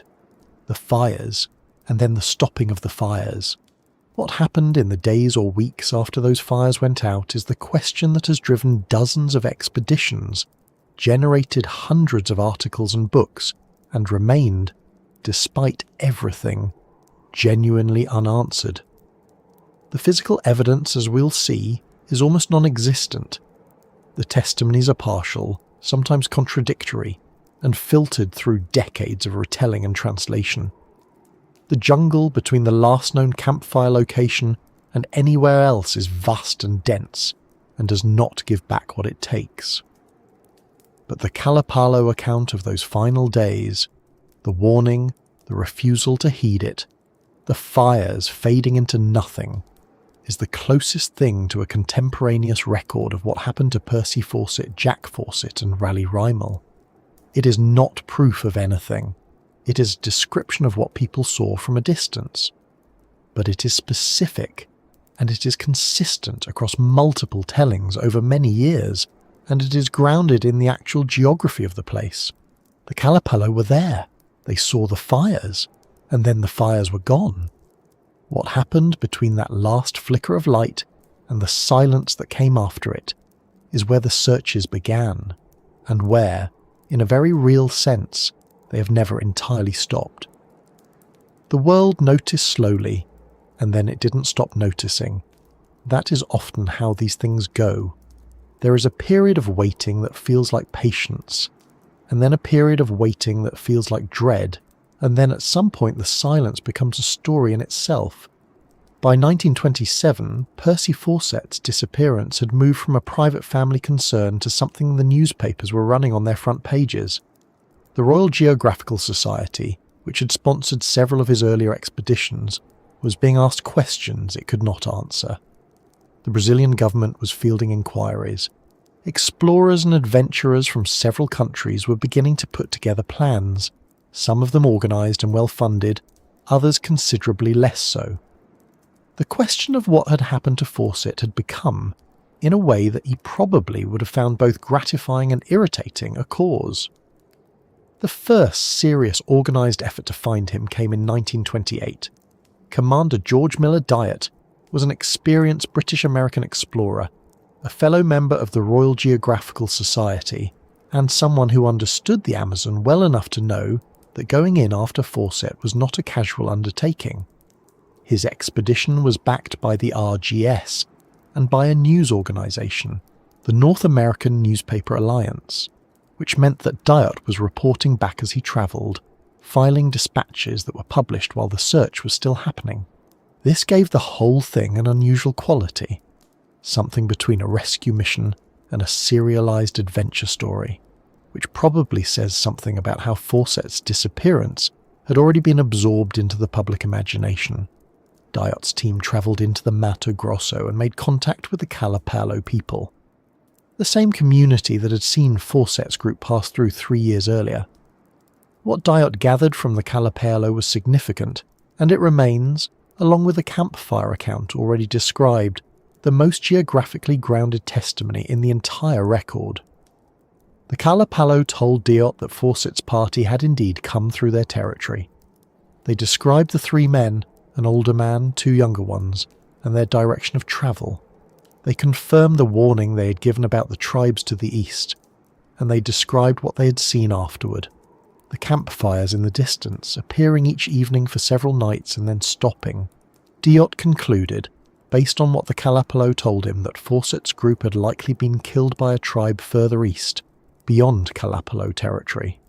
He returned from the expedition without finding any physical trace of the missing men.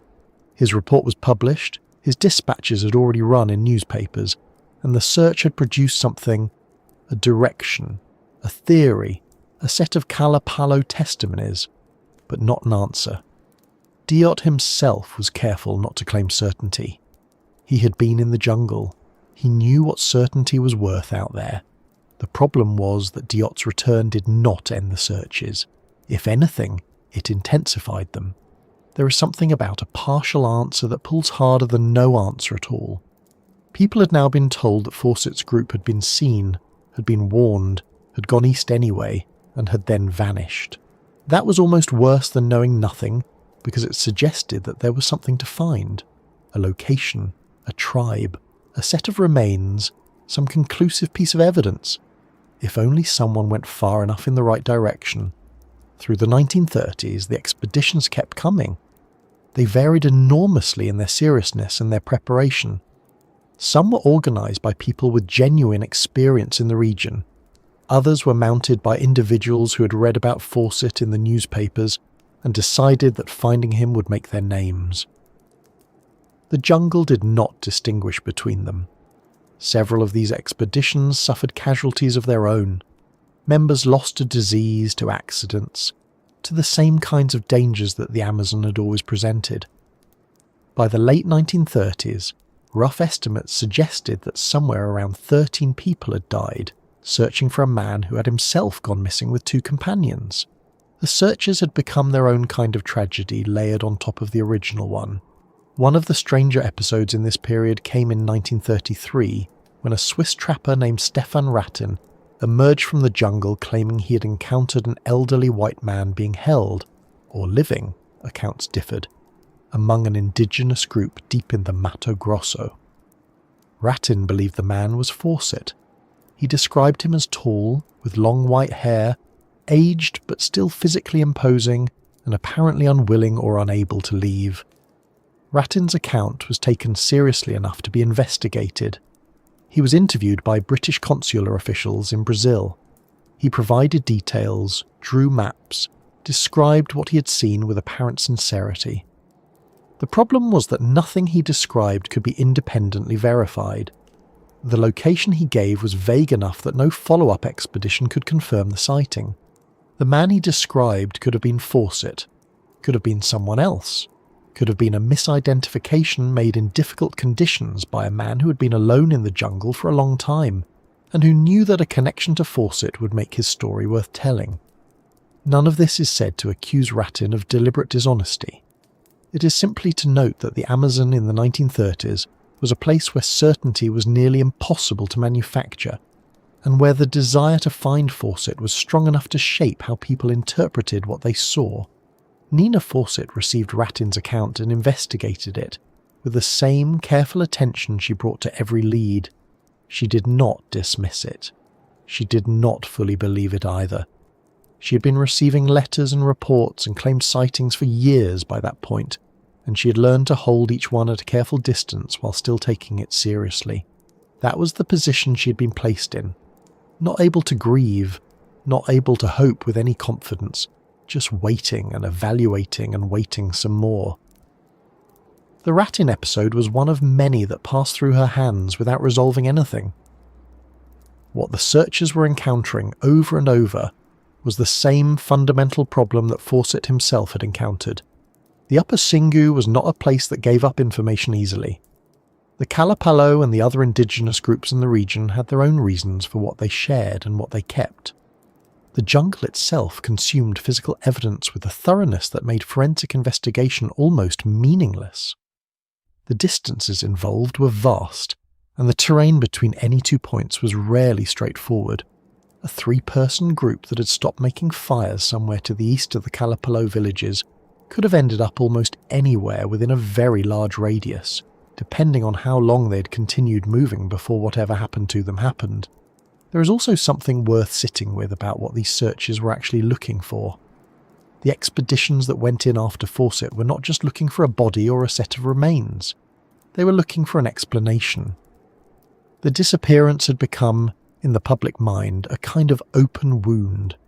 Not just because Fawcett was famous, but because the circumstances were so perfectly constructed to resist resolution.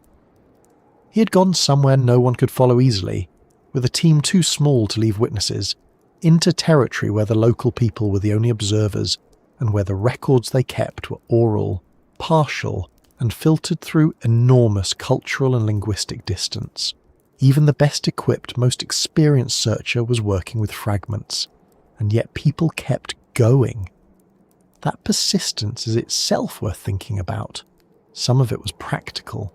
There was money in the Fawcett story, and news organisations and publishers were willing to fund expeditions that came back with dispatches, whether or not those dispatches contained answers. Some of it was genuine concern. The RGS had a relationship with Fawcett. Nina Fawcett was a real person writing real letters, and the 2 young men who had gone with Percy were someone's sons, someone's friends. But some of it was something harder to name. A feeling that a story this compelling could not simply end in silence, that the jungle must have kept some record of what it had taken. The jungle had not. Or if it had, no one was finding it. By the end of the 1930s, the organised search efforts had largely wound down. The world had other things to attend to.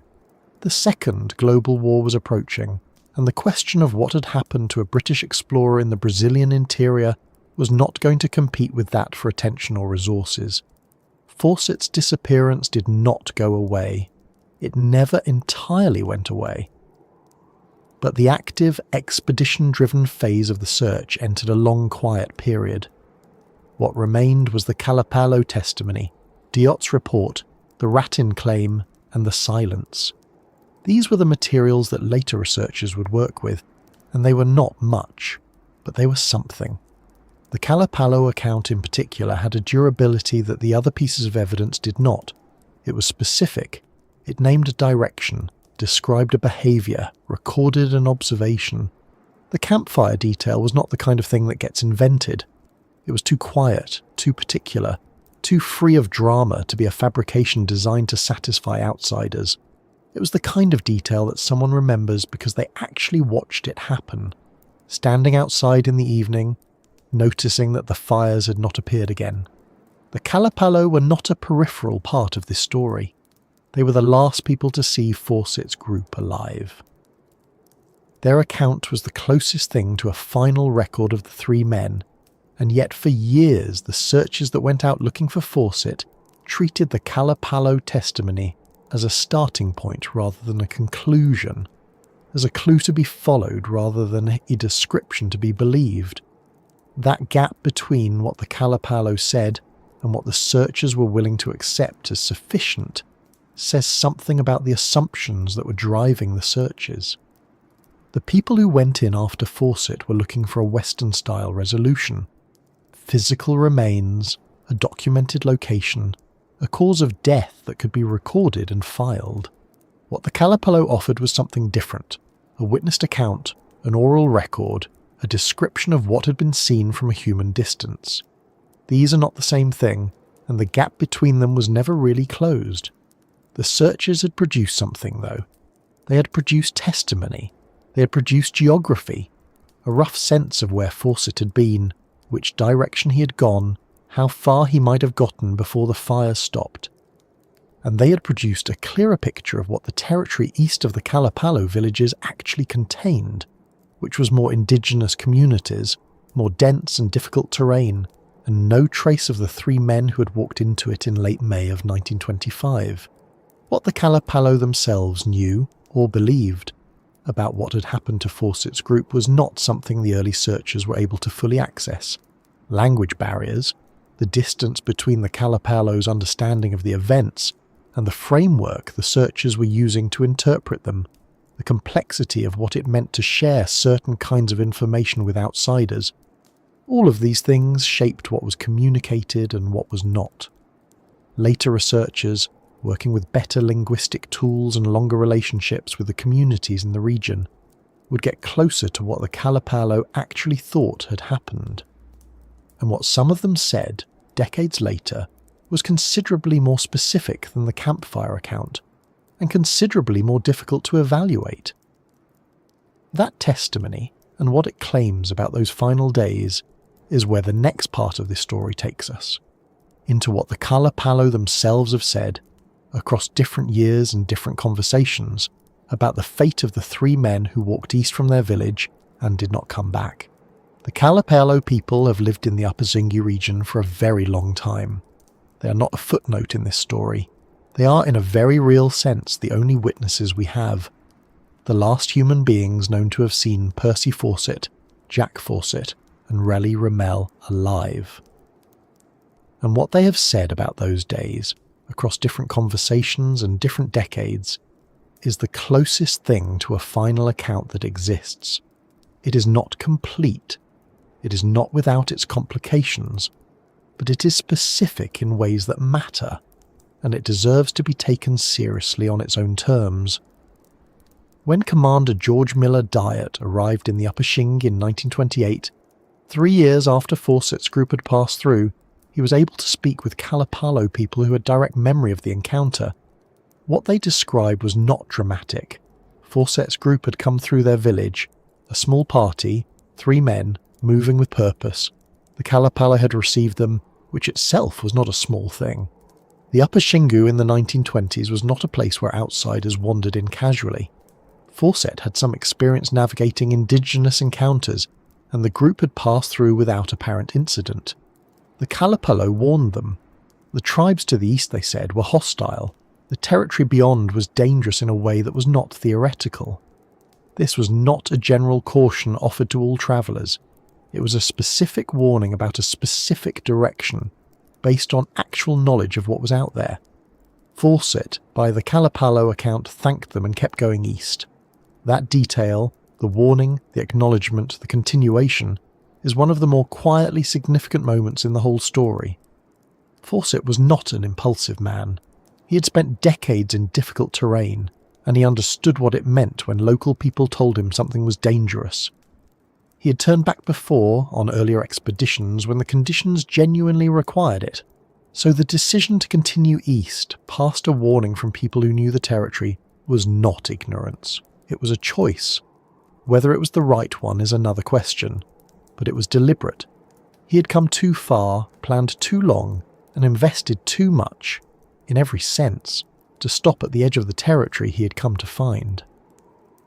What the Kalapalo described next is the detail that has stayed with researchers ever since. After Fawcett's group left the village and headed east, the Kalapalo watched, not in a surveillance sense, just in the way that people in a village watch the landscape around them, especially when travellers have recently gone into it. For several nights after the group departed, they could see smoke rising from campfires to the east. The fires appeared in the evening and burned through the night. Then, after some days, the accounts vary slightly on exactly how many, somewhere between 4 and 8 nights, the fires stopped. No smoke, no sign of movement. The fires simply did not appear again. This is the kind of detail that is hard to dismiss. It is not a claim about what happened. It is an observation. Fires, then no fires, and it carries within it a quiet, terrible implication that the Kalapalo did not need to spell out. When fires stop in that context, in that terrain, the explanations are not many. The group had moved beyond the visible range, or they had made a deliberate decision to stop making fires, which in that environment would be unusual and dangerous. Or the fires had stopped because the people who were making them were no longer able to. Dyot brought this account back to the outside world, and it became the most geographically grounded piece of testimony in the entire case. It placed Fawcett's group moving east from the Kalapalo village, alive for at least several days after departure, and then gone. It did not explain what had happened, but it narrowed the geography of the mystery considerably. The group had not collapsed immediately after leaving the village. They had walked for days, made camp, kept fires. Whatever happened to them happened somewhere to the east of the Kalapalo, in territory that no subsequent searcher managed to reach and search systematically. The story did not stay static, though. Over the following decades, as more researchers and journalists made their way into the Upper Singu and developed relationships with Kalapalo and related communities, additional accounts emerged, and some of them were considerably more specific than the campfire observation. In 1996, a Kalapalo chief named Vajuvi gave an account to Brazilian journalist Raimundo Lopes that went further than anything Dyot had collected. According to Vajuvi, it was not a hostile eastern tribe that had killed Fawcett's group. It was the Kalapalo themselves. The reason, as Vajuvi described it, was Fawcett's behaviour, that he had been rude, aggressive, and dismissive toward the Kalapalo people during his time in their village. The killing, in this account, was a response to that behaviour. This claim has never been fully verified, and it is worth being careful about how to handle it. Vajuvi's account was given more than 70 years after the events it described, to a journalist working in a context very different from the original encounter. The details of what was said, how it was translated, what was meant by certain terms, and what Vajuvi himself knew versus what had been passed down through community memory, all of these things affect how the account should be read. It is not impossible. The Kalapalo had means and motive in the sense that Fawcett's group was small and isolated, and the territory was theirs. And if Fawcett had behaved in ways that were perceived as disrespectful or threatening, which given his personality and his urgency is not difficult to imagine, A violent response would not be historically unprecedented in encounters between outside explorers and indigenous communities who had very good reasons to be wary of them. Fawcett's son Brian, who spent years investigating his father's disappearance and travelled to the region himself in the 1950s, came to believe that the Kalapalo were responsible, based on conversations he had with people in the area. He was not the only one to reach that conclusion, but believing something and being able to demonstrate it are different things, and the physical evidence that would be needed to confirm the Kalapalo account, or any account, has never materialised. Part of what makes the Kalapalo testimony so difficult to evaluate is that it exists in multiple versions, collected across many decades, by people with very different relationships to the community, and very different frameworks for understanding what they were being told. Diet in 1928 was working through interpreters under time pressure, trying to gather information for an RGS report.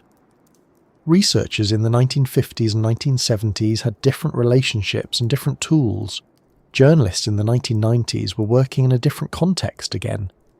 Each conversation was shaped by who was asking, how they were asking, what they seemed to want to hear, and what the Kalapalo people had reason to share or reason to withhold. Oral history is not unreliable by nature. In many cases it is extraordinarily durable and precise, but it is not a static thing. Accounts develop, emphasis shifts.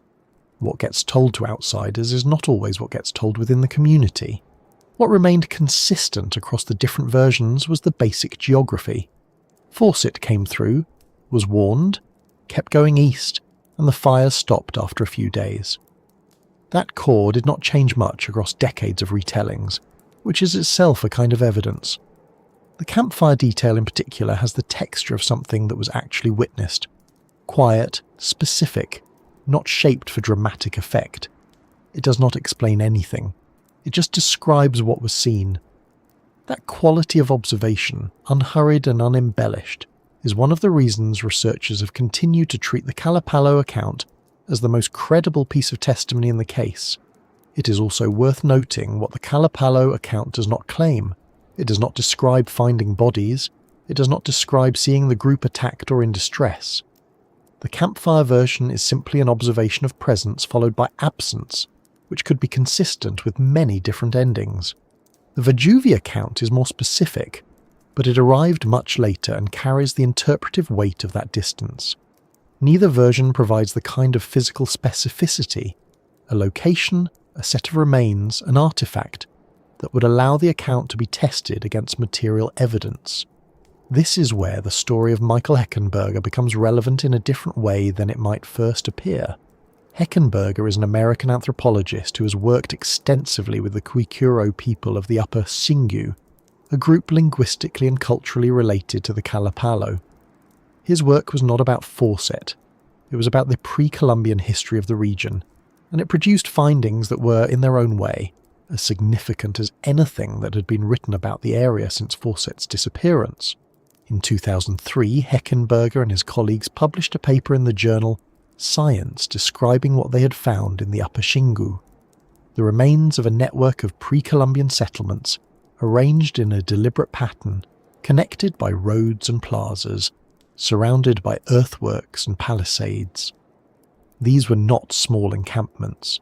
The settlements showed evidence of careful planning, of organised labour, of a population large enough to construct and maintain a system of towns spread across the landscape. The people who had built them were ancestors of the Kwikuro, and by extension related to the Kalapalo. They had been there for centuries before European contact, living in a way that the outside world had long assumed was impossible in the Amazon. What Heckenberger found was not Fawcett's Z. It was not a single lost city with wide streets and a great arch, the way manuscript 512 had described. It was something more diffuse and in some ways more impressive, a civilization spread across the landscape rather than concentrated in one place, using the land in sophisticated ways that had left traces even after centuries of growth and decay. The roads between settlements were still visible from the air. The earthworks were still there. The plazas had been built with such care that their outlines had survived in the vegetation patterns, readable to someone who knew what to look for. This is the thing that sits strangely at the centre of the Kalapalo part of this story. The people whose testimony is the most credible account of Fawcett's last days are the descendants of the civilization that Fawcett was looking for. Not exactly.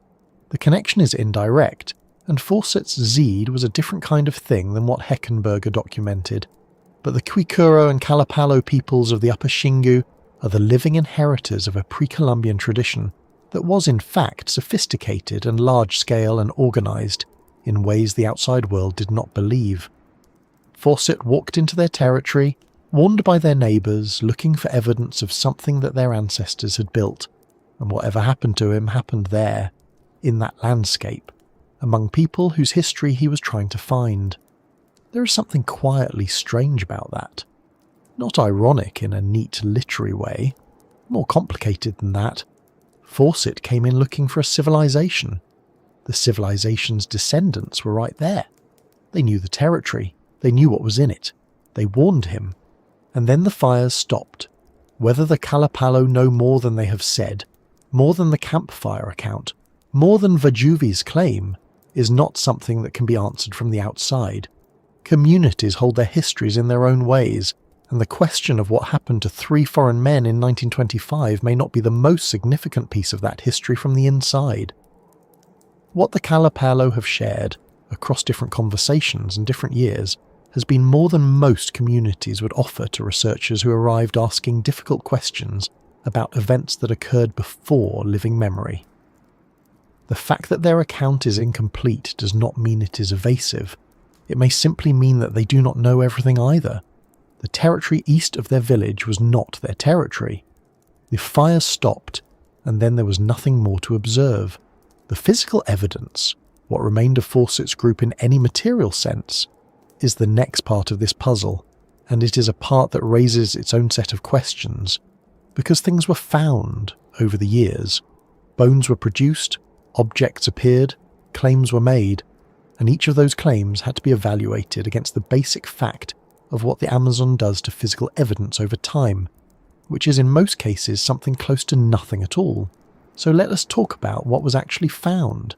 In 1951, more than a quarter century after Fawcett's group walked east out of the Kalapalo village and into silence, a Brazilian activist and indigenous named Orlando Villas Boas announced that he had obtained bones from a Kalapalo chief, bones that, he was told, belonged to Percy Fawcett. Villas Boas was not a fraudster or a sensationalist. He was a serious figure in Brazilian history, someone who spent decades advocating for indigenous rights and working to protect Xingu peoples from the pressures of Brazilian development. He had credibility. The claim was taken seriously.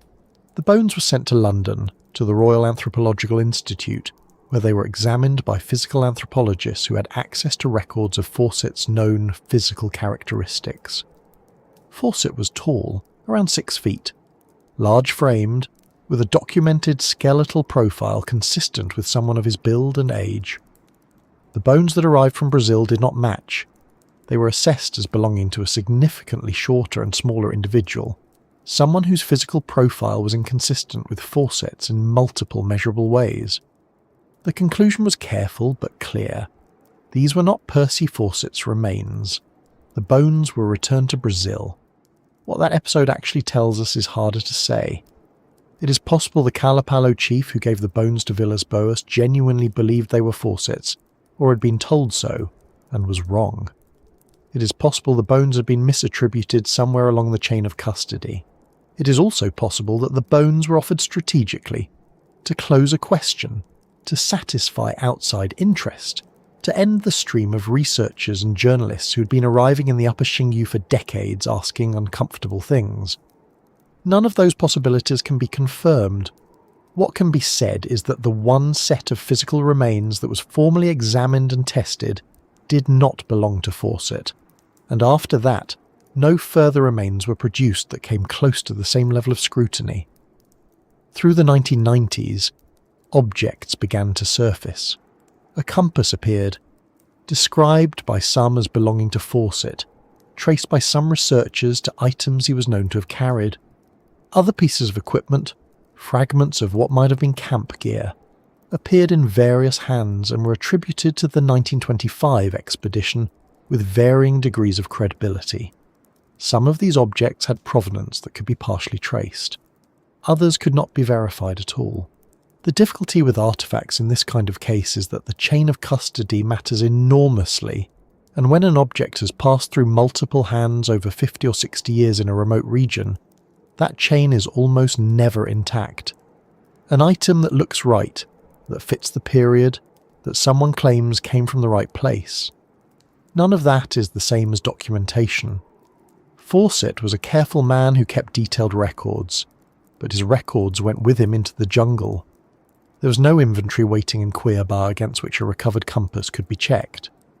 The deeper problem, though, is not the objects. It is the forest itself. The Amazon basin is not a place that preserves things. This is not a dramatic observation. It is a basic fact of tropical ecology. The combination of heat, humidity, rainfall, and biological activity in the Amazon means that organic material decomposes with extraordinary speed. Bone, in particular, breaks down rapidly in acidic tropical soils. A body left in the jungle in the Mato Grosso would, under most conditions, leave very little behind within a few years. Leather, Fawcett's boots, his belt, his pack straps, would go similarly fast. Cotton and canvas clothing would not last long either. Metal objects fare better, but even metal corrodes in that environment, and small metal items dropped or left in dense vegetation become essentially invisible within a season or two of undergrowth. This is not unique to Fawcett's case. It is simply what happens in that climate. Archaeologists working in the Amazon have long noted that the material record is sparse compared to drier regions, not because people weren't there, but because the forest reclaims almost everything. So when people point to the absence of physical evidence as something meaningful, as a clue, as a reason to keep searching, as a reason to doubt the simpler explanations, it is worth holding that observation carefully. The absence of remains in the Amazon does not tell us much. It is not like a desert where a body might mummify and remain identifiable for centuries. It is not like a cold, dry cave where organic material survives. The Amazon is one of the least favourable environments on Earth for the preservation of the kind of evidence a forensic investigation would need. 3 men who died in the Upper Xingu in 1925, for whatever reason, in whatever circumstances, would leave almost nothing behind that could be found and identified 90 or 100 years later. The jungle does not keep records. This is actually one of the things that makes the Fawcett case so persistently unresolvable.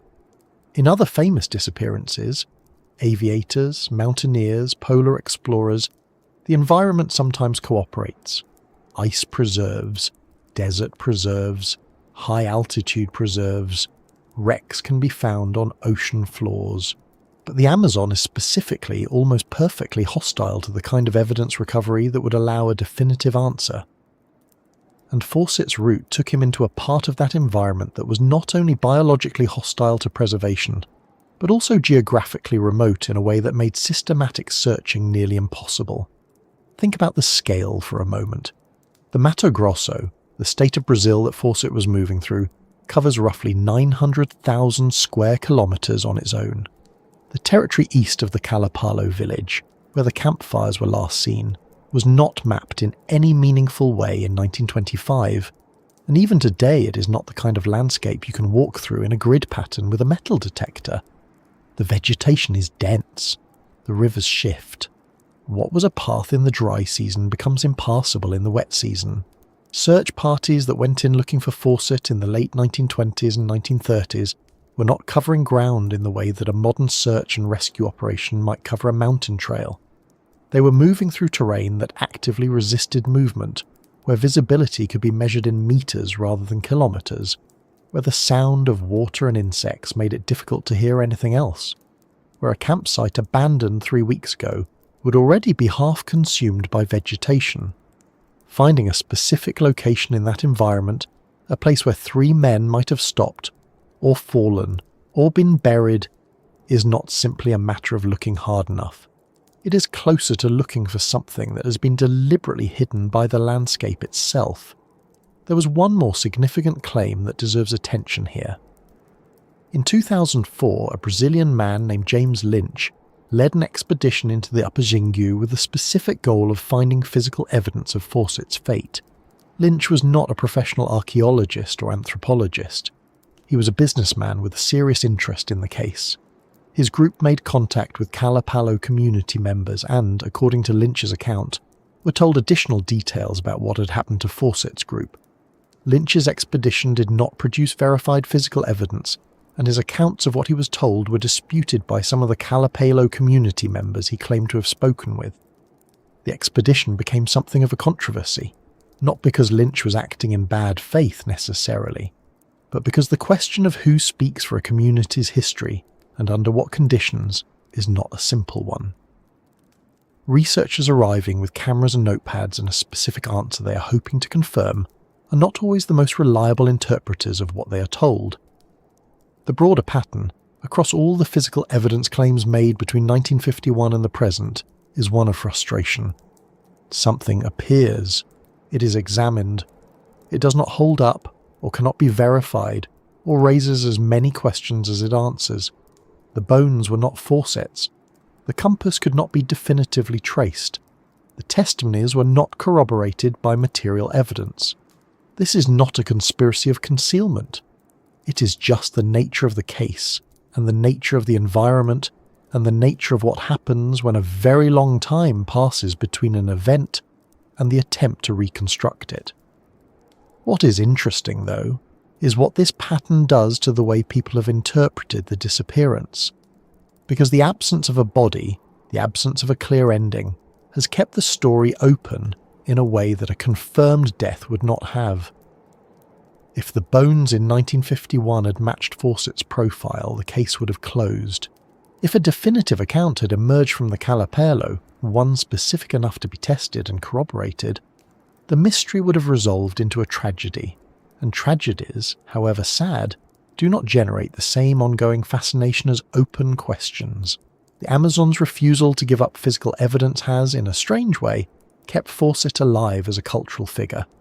Not literally. Almost no serious researcher believes he survived past the early 1930s at the latest, but as a story that still feels unfinished, still feels like it might yet yield something if someone goes far enough and asks the right questions.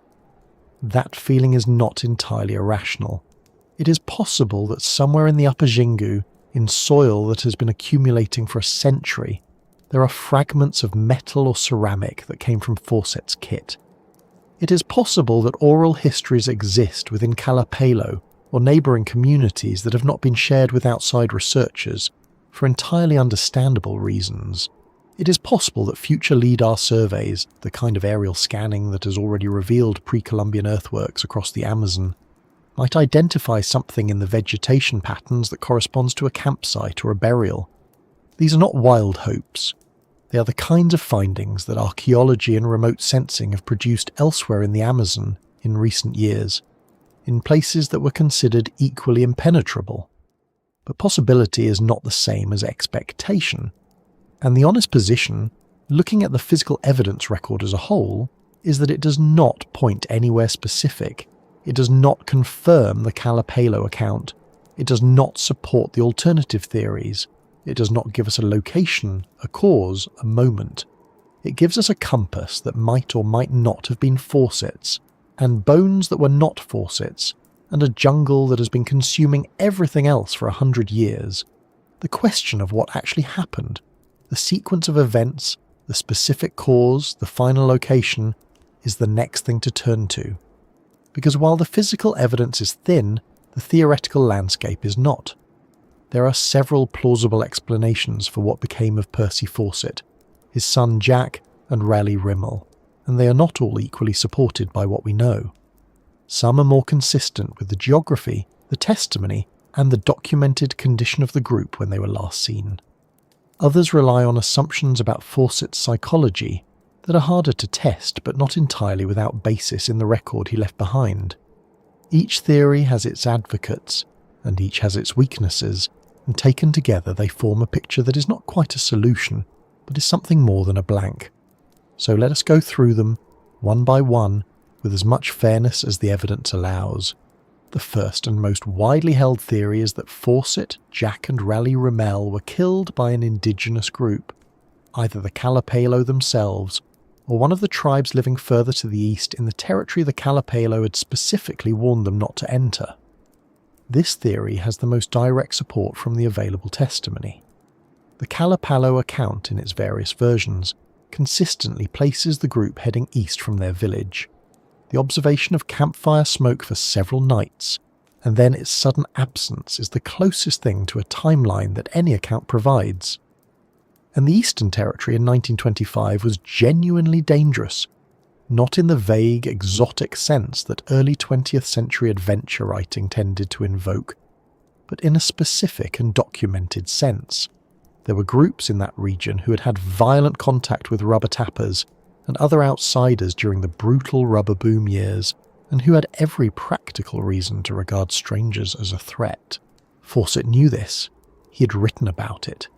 He had encountered hostile groups on previous expeditions and had survived those encounters partly through patience and partly through luck. The question is whether at 57, deep in unfamiliar territory, with a smaller party than he had ever taken before, his luck and patience held. The 1996 account from Kalapalo Chief Vajuvi, that Fawcett's group had been killed because Fawcett was rude and aggressive, is the most specific version of this theory, but it is also the most difficult to evaluate. It came 70 years after the events it describes, filtered through translation and the particular dynamics of a journalist seeking a story from a community that had been asked about this same event many times over many decades. It may be accurate. It may be a version that has accumulated details over time. It may reflect something that actually happened but not quite in the way it was described. What makes it credible is the geography. The Kalapalo were the last people who verifiably saw the group, and what makes it uncertain is everything else. The second theory is simpler, and in some ways more probable, though it lacks the narrative drama that has kept it from becoming the dominant explanation. 3 men, moving through unmapped territory without a resupply route, at least one of them already injured before they left. Raleigh Rimmell's foot had been giving him trouble. There are references in Fawcett's correspondence to Rimmell having been bitten, or having developed an infection, before they even reached the deeper interior. Fawcett mentions it almost in passing, which is itself telling. He was not the kind of man who dwelt on physical difficulties, either his own or others. But a foot infection in the Amazon in 1925 was not a minor inconvenience. Without antibiotics, without the ability to rest properly, without clean dressings, a foot infection could become septic within days. It could make walking agonizing and then impossible, and if Rimmell became unable to walk, the entire expedition would have slowed or stopped. In territory where stopping too long meant running out of food, running out of strength, and running out of the forward momentum that was the only thing keeping 3 men alive in a place with no external support. Fawcett was extraordinarily tough. That is not in dispute, and it is not romanticization. He had survived conditions on previous expeditions that had incapacitated others. But toughness has limits, and a 57-year-old man who had been marching for weeks through heat and insects and difficult terrain, carrying his own supplies, with no one coming to help him, was not the same man who had first walked into the Amazon at 39. The body keeps a kind of ledger, and by 1925 Fawcett's ledger had a great deal written in it. Illness, exhaustion, starvation. These are not glamorous endings, but they are the endings the Amazon has given to many experienced people who underestimated what the jungle asks of a person over time. The third theory is the one that tends to surface in more speculative discussions of the case, and it deserves to be treated seriously, even if it ultimately seems unlikely. The theory is that Fawcett chose not to return, that he walked into the jungle and kept walking, not because he found Z, but because the search itself had become his life, and the idea of returning to England, to a world that had moved on, to a body that was aging, to a version of himself that no longer fit the man he believed he was less bearable than the alternative. There are threads in the historical record that give this theory some texture. Fawcett's letters to Nina over the years occasionally touched on a kind of exhaustion with the ordinary world, a sense that he belonged somewhere else, somewhere that had not yet been named. His instruction that she should not send rescue parties if he disappeared has been read in different ways, as practical caution, as fatalism, as a man who had already made a private peace with not coming back. His interest in theosophy and hidden civilizations was not purely intellectual. He believed, with a sincerity that went well beyond professional curiosity, that there were places and states of being that lay outside the mapped and measured world. It is not impossible to imagine a man with those beliefs, at the end of a long life of seeking, deciding simply to keep going until he couldn't. But this theory has a significant problem, which is that it requires us to believe that Jack Fawcett, 21 years old with his whole life ahead of him, who had friends and a mother and a future, also chose this. Jack was not a mystic. He was a young man who had gone into the jungle with his father. If Percy had decided to disappear, Jack's presence makes that decision far harder to accept as voluntary on the group's part. Unless Jack was entirely under his father's influence, which is possible given the dynamic between them, the theory of deliberate disappearance struggles to account for all three members of the party. The fourth theory, that Fawcett survived for years among an indigenous group, was popular in the 1930s and 1940s and has largely faded since, though it has never entirely gone away. Stefan Ratin's 1933 claim that he had seen an old white man held captive by a tribe was taken seriously enough at the time to be investigated. Brian Fawcett, Percy's younger son, corresponded with Ratin and considered the account.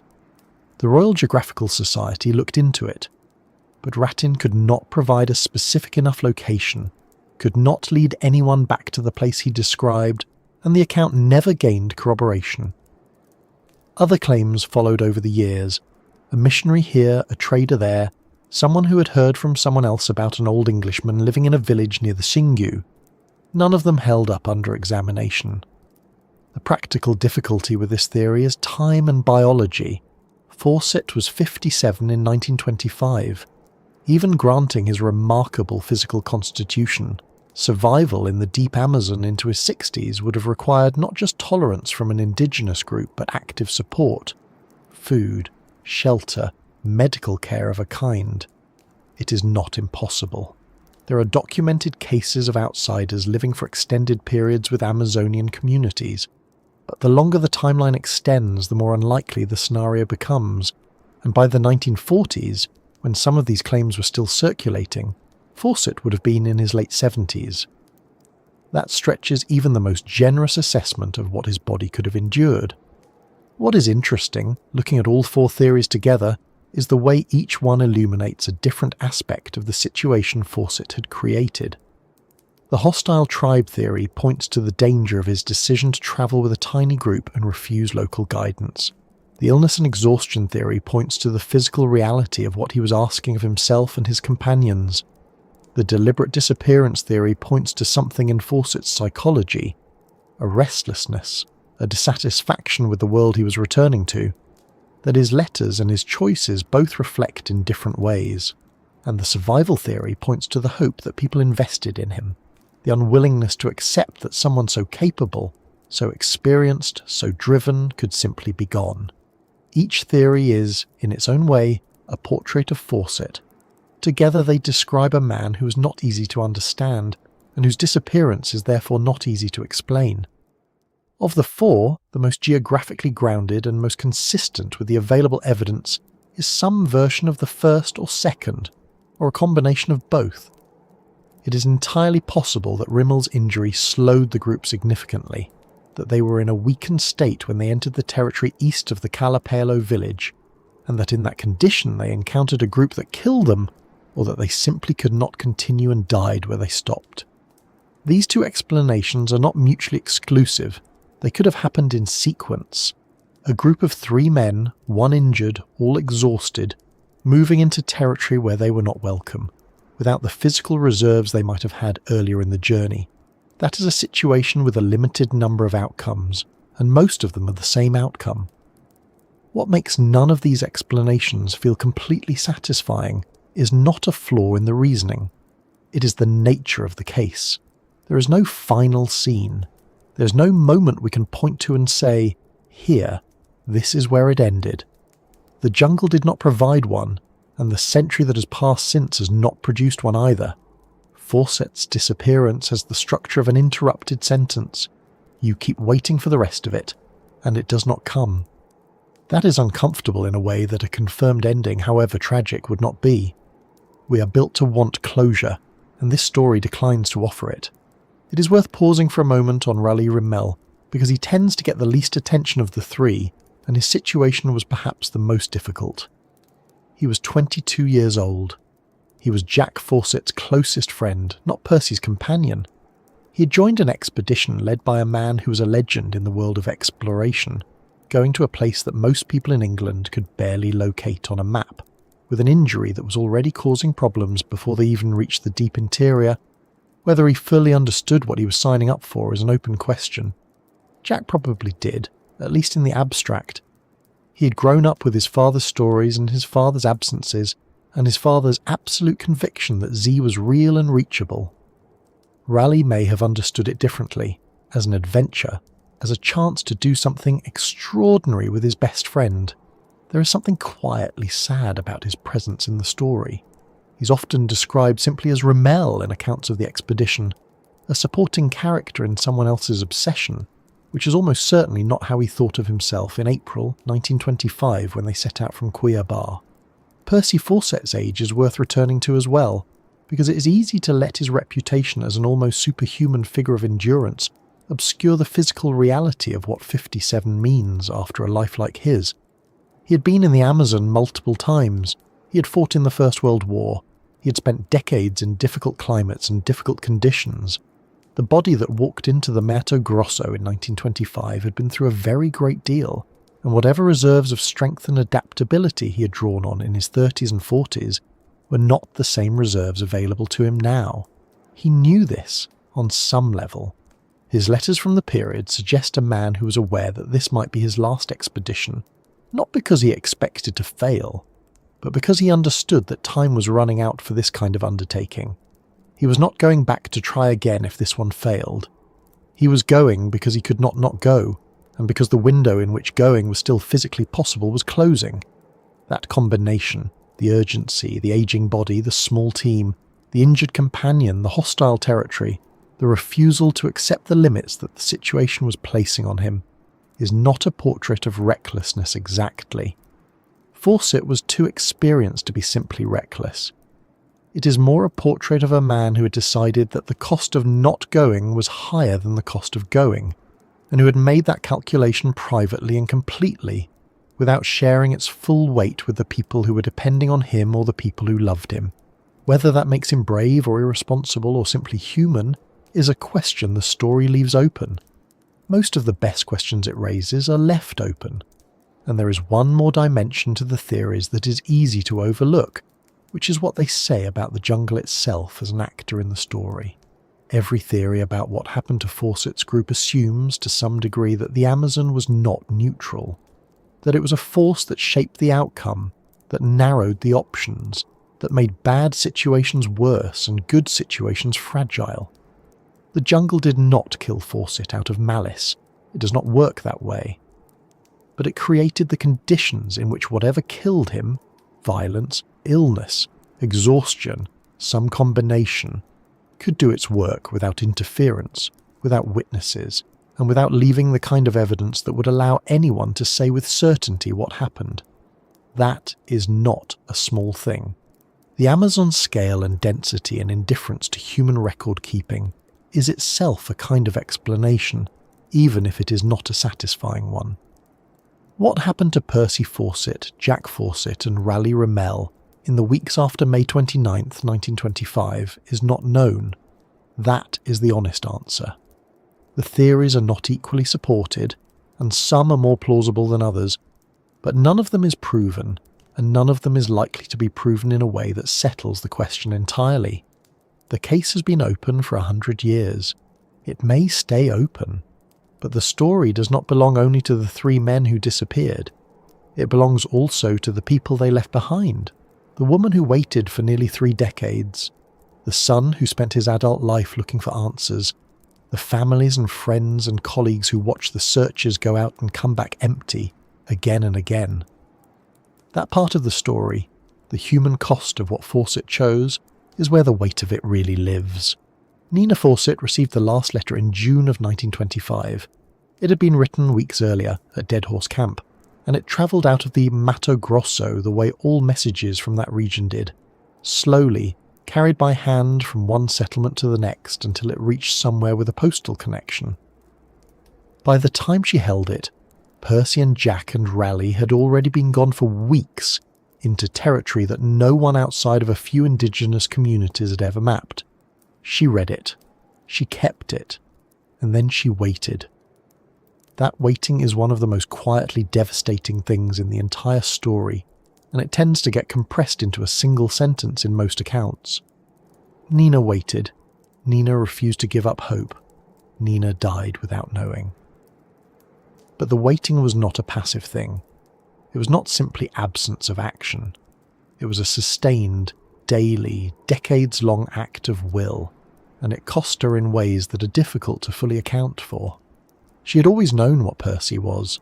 She had known it before they married, and she had spent their marriage living with the version of him that existed in England. The letters, the returns between expeditions, the man who came home sunburned and lean and full of plans, while the version of him that she perhaps loved most was somewhere she could not follow.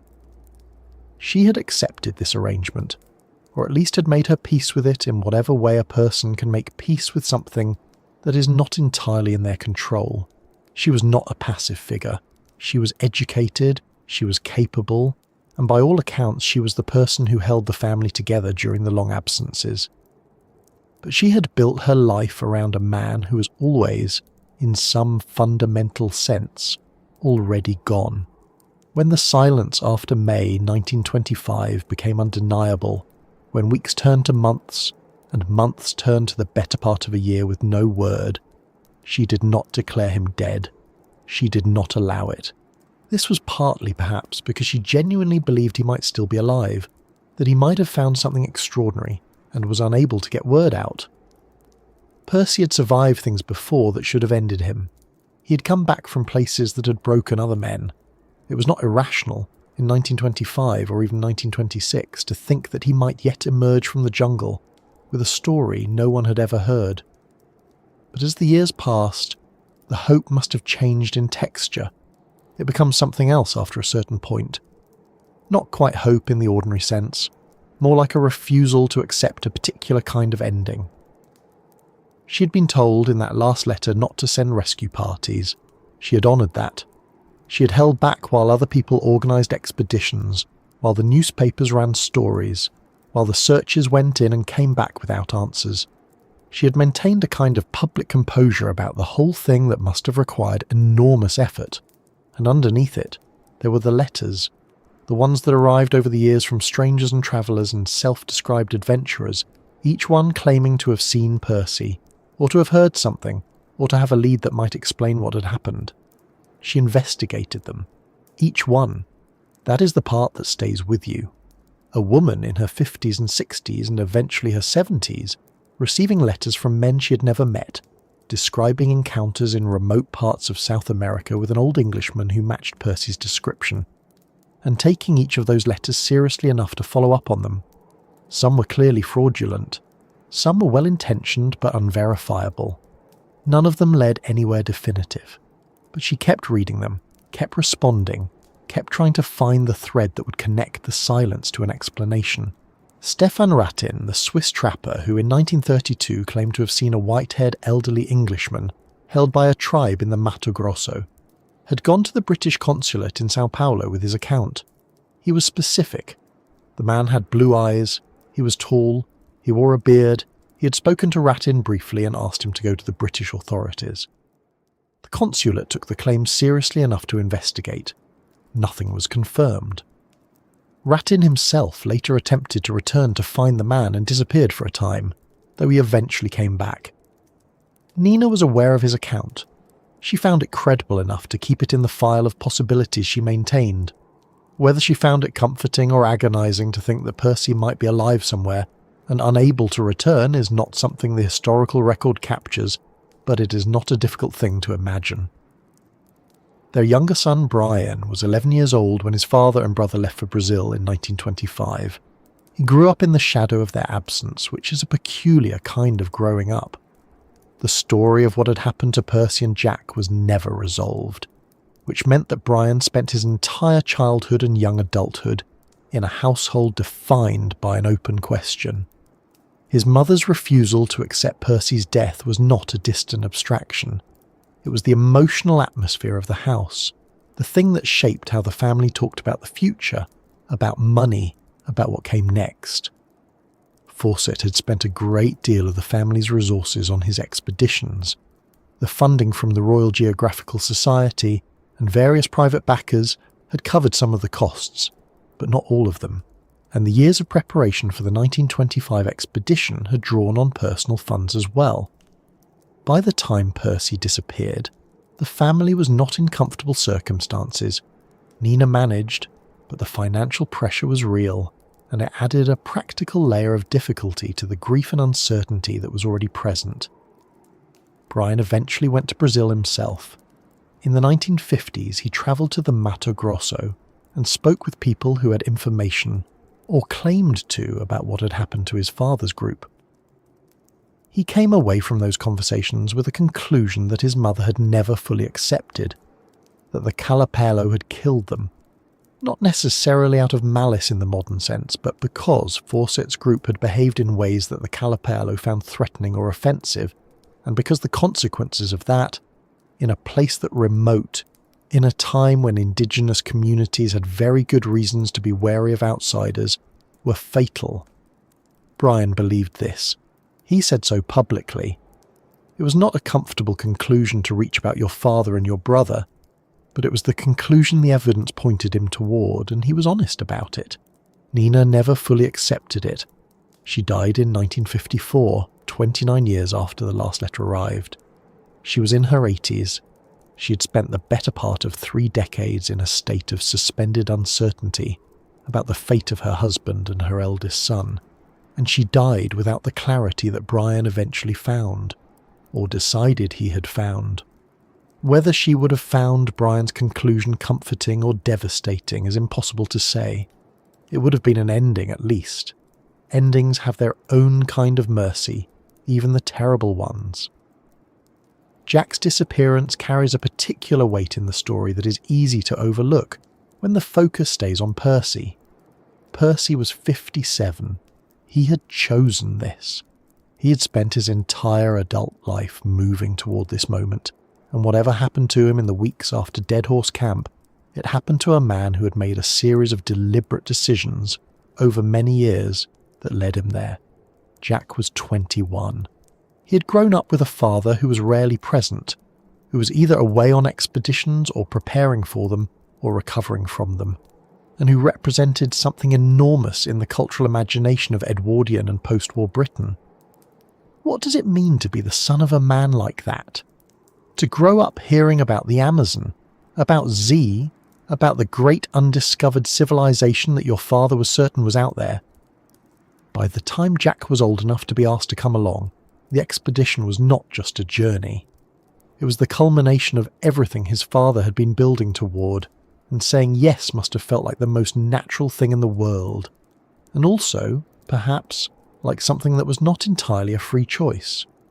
He was described by people who knew him as cheerful and capable, enthusiastic about the expedition, genuinely excited rather than merely dutiful. He believed in his father's vision. He had grown up believing in it. Whether he had the experience and the judgment to fully evaluate the risks he was taking is a different question, and it is one that does not reflect well on Percy, who knew better than anyone what the interior of the Mato Grosso could do to a person, and who brought his son anyway. That is not a comfortable thing to say about a man who is otherwise presented as a figure of extraordinary competence and conviction, but it is part of the honest account. Raleigh Rimmell's family too was left waiting.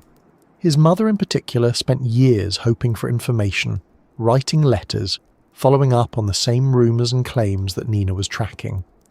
The two families were connected by the shared absence, the shared uncertainty, and the shared frustration of never receiving a definitive answer. Rimmell is the least documented of the three, and his family's experience of the aftermath is the least written about, which feels like one more small injustice in a story that contains several. What the waiting cost all of these people is not something that can be fully measured. There is a particular kind of grief that comes with not knowing. It does not have the clean, terrible shape of confirmed loss. It has instead an unresolved quality, a constant low-level presence, a question that never goes away because it is never answered. You cannot fully mourn someone who might still be alive. You cannot fully move on from a story that has no ending. The people left behind by Percy Fawcett's last expedition lived inside that unresolved space for years, and in some cases for the rest of their lives. The obsession did not end with Percy. It extended outward in a different form and settled into the lives of the people who'd been waiting at home all along. Nina's story, in particular, is worth sitting with for a moment longer because it tends to be treated as a footnote to Percy's, the loyal wife who waited, the woman in the background of the adventure. But she was not a background figure. She was the person who kept the family functioning during years of absence, who managed the finances, who raised the children, who maintained the correspondence with the Royal Geographical Society, and the various people involved in the searches, who read every letter that arrived from Brazil or Bolivia or anywhere else that someone claimed to have information. She was the person who honoured Percy's request not to send rescue parties, which must have been one of the hardest things she ever did, and which she did anyway, because he had asked her to, and because she trusted his judgment, even when that trust was costing her something she could not name. She was, in her own way, as remarkable as he was. She just did not have a jungle to disappear into. The searches that went in after 1925 were not only about finding Percy Fawcett, they were also, in a way, about finding something that Percy represented. The possibility that the jungle could be understood, that it could be navigated, that a person of sufficient determination could go in and come back with answers. Each expedition that failed to find him was not just a failure to locate 3 missing men. It was also a small confirmation that the Amazon was not the kind of place that gave up its answers on request, that the blank spaces on the map were blank for a reason, and that conviction, however powerful, was not the same as protection. The searchers kept going anyway. That says something about what Fawcett had come to mean, not just as a person, but as an idea. He had become the embodiment of a certain kind of belief in the possible, and people were not ready to let that go, even when every piece of available evidence suggested that the possible had its limits after all. And yet the story was not only about failure, or only about loss, or only about the terrible arithmetic of what obsession cost the people who love the obsessed. There was something in Fawcett's central conviction, the idea that the Amazon had once held something extraordinary, something that the modern world had not yet found, that was not simply the delusion of a man too deep in his own myth to see clearly.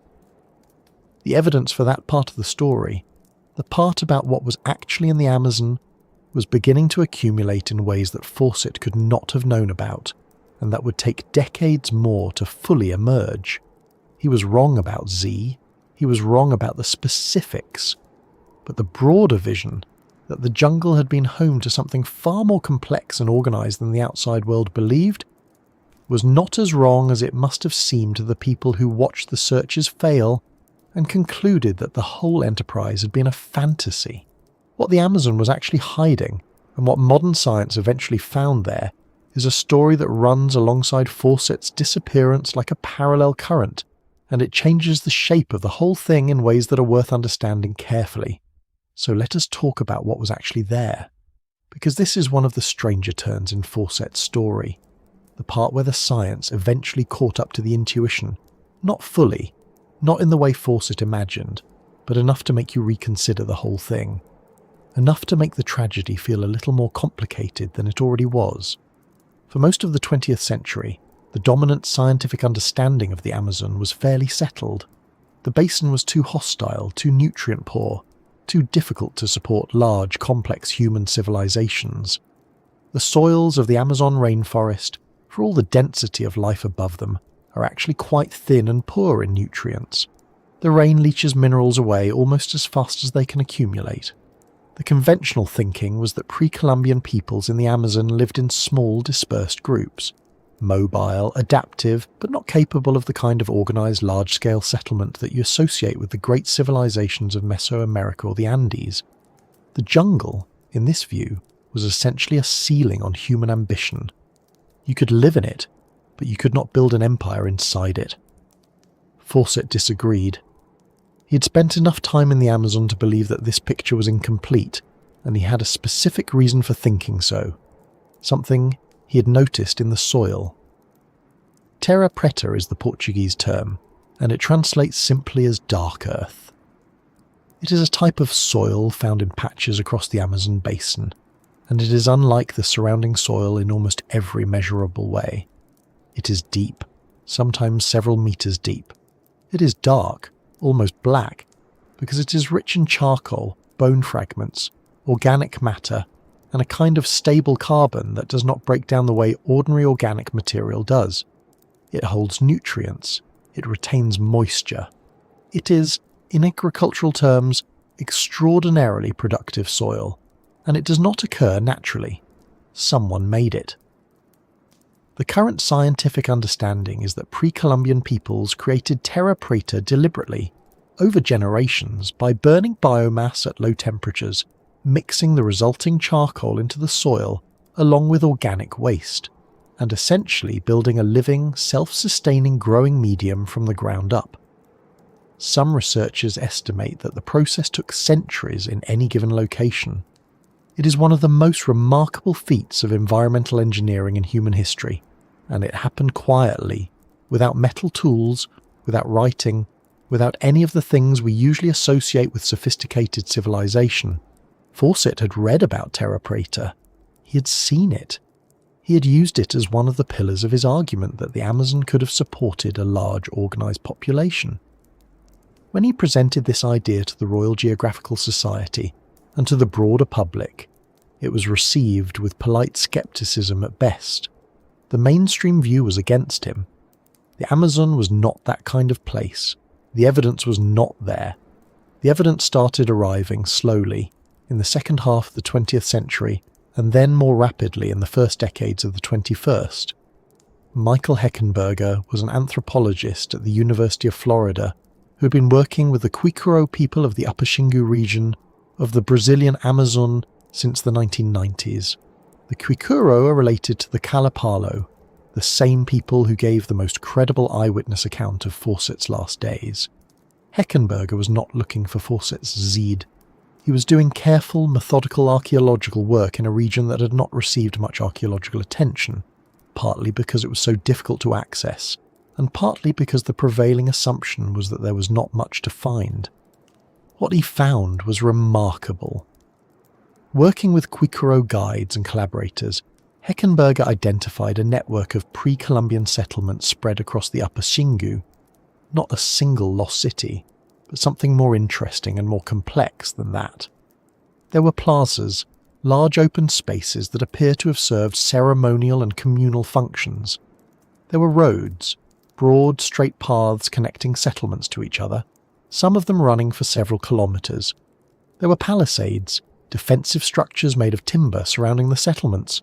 There were earthworks, raised causeways, moats, carefully shaped mounds. And there was terra preta, in abundance, marking the locations of settlements that had once been home to large populations. Heckenberger published his initial findings in the journal Science in 2003, and the paper drew significant attention. He was describing what he called a garden city model of pre-Columbian Amazonian civilization. Not a dense urban centre in the Mesoamerican style, but a distributed network of interconnected towns and villages, organised around shared roads and plazas, capable of supporting populations in the tens of thousands. The settlements he identified dated to roughly 800 CE through 1600 CE, which means they were active for centuries before European contact and were still functioning when the first Portuguese explorers were beginning to push into the interior of South America. The scale of what Heckenberger documented was not what Fawcett had imagined. There was no great arch, no statues, no canoe full of men in white emerging from a lake, but the underlying argument that the Amazon had supported organised, sophisticated human civilization at a significant scale was confirmed in a way that would have astonished most of Fawcett's contemporaries and vindicated the core of what he had been trying to argue for 20 years. Then the LIDAR survey started, and the picture got considerably larger. LIDAR, light detection and ranging, is a remote sensing technology that works by firing laser pulses from an aircraft and measuring how long they take to bounce back. When you fly a LIDAR survey over dense forest, you can subtract the canopy and the undergrowth from the data and see the ground surface beneath with remarkable precision. For archaeology in places like the Amazon, where the jungle covers everything and ground surveys are enormously difficult, LIDAR has been transformative. It allows researchers to see from the air features that would take years of ground-level excavation to identify. In 2010, researchers published LIDAR survey results from the Llanos de Mojos region of the Bolivian Amazon, a seasonally flooded savanna region on the southwestern edge of the basin. What the surveys revealed was extraordinary. Hundreds of previously unknown earthworks, including raised fields, fish weirs, causeways, and settlement mounds, spread across an area of roughly 4,700 square kilometres. Some of these earthworks were enormous. The raised causeways connecting settlements ran for dozens of kilometres. The fish weirs, structures designed to trap fish in the seasonal floods, were sophisticated engineering projects that would have required coordinated labour at a significant scale. The people who built these structures were not the small, mobile, ecologically marginal populations that the old model had described. They were organised. They were numerous. They had been managing their landscape deliberately and intelligently for centuries. In 2018, a LIDAR survey of a much larger area of the Brazilian Amazon, conducted by a consortium of researchers and published in the journal Nature, found evidence of more than 80 previously unknown pre-Columbian earthwork sites across the southern Amazon. These included circular and rectangular enclosures, some of them quite large, with diameters of several hundred metres, that appear to have served ceremonial or defensive functions. The survey covered only a small fraction of the total Amazon basin, and the researchers estimated that there could be thousands more such sites waiting to be found beneath the canopy. What this means, taken together, is that the Amazon basin before European contact was home to a far larger and more complex human population than anyone had seriously argued for through most of the 20th century. The estimates vary, but some researchers now suggest that the pre-Columbian population of the Amazon may have been in the millions, possibly several million people, living in organised settlements, managing the landscape, building roads and earthworks, and producing the terra preta soils that are still visible and still fertile today. The catastrophic population collapse that followed European contact, through disease, enslavement and violence, erased most of the visible evidence of this civilization within a century or two, which is one reason why later observers, looking at the relatively sparse populations of the 19th and early 20th centuries, concluded that the Amazon had always been that way. It had not always been that way. Fawcett, in his imprecise, romantically inflected, partly correct way, had grasped something real about the history of the place he was walking into. It is worth pausing on that for a moment because it is genuinely strange. Here is a man whose methods were questionable, whose theory was built partly on a dubious 18th century manuscript and partly on his own desire to believe, who was dismissed by much of the scientific establishment of his time, and who disappeared in 1925 without finding anything he was looking for. And yet the broad outline of what he was arguing has turned out to be substantially correct. Not the city, not the arch, not the statues, not the dramatic romantic vision, but the underlying premise, that the Amazon had been home to something large and organised and sophisticated, something that the outside world had failed to see because it was looking in the wrong way and with the wrong assumptions. There is something almost frustrating about that. If Fawcett had been born 40 years later, if he'd had access to LIDAR surveys and peer-reviewed archaeology, and the revised understanding of Amazonian prehistory that has emerged in the past few decades, he might have been able to make his argument in a form that the scientific community could engage with seriously. He might have been the person who helped design the surveys rather than the person who wandered into the jungle with a compass and a manuscript. He might have found something real and documented it and come home. Instead, he went in with what he had, which was conviction, an experience, and a theory that was ahead of its time in some respects and deeply flawed in others, and he did not come back. The Terra Preta research has continued to develop in directions that Fawcett could not have anticipated. Agronomists and soil scientists have been studying the composition of Amazonian dark earth for decades, trying to understand how it was made and whether the process can be replicated. The implications are significant, not just for archaeology, but for agriculture and for climate. A soil amendment that sequesters carbon stably for centuries while also improving crop yields is exactly the kind of thing that modern researchers find very interesting, for reasons that have nothing to do with lost cities. The pre-Columbian peoples of the Amazon, in building their soils, may have inadvertently created one of the most durable legacies of any civilization in the hemisphere. And the settlements themselves, the plazas and roads and earthworks that Heckenberger and others have documented, are not simply ruins in the conventional sense. The Kwikuro and Kalapalo people who live in the Upper Xingu today are the descendants of the people who built those settlements. The civilization did not disappear. It was devastated by contact, reduced dramatically in population and geographic range, but the people survived, and they carry the knowledge and the cultural continuity of what came before. When Heckenberger was doing his fieldwork, he was working with Kwikuro collaborators who could point to features in the landscape and explain what they were, because the oral traditions of the community retained information about the old settlements. The connection between the pre-Columbian past and the living present in the Upper Xingu is not a mystery to be solved by outside researchers. It is something the people there have always known. This is one of the reasons why the framing of Fawcett's quest and of the broader lost city narrative is worth examining carefully.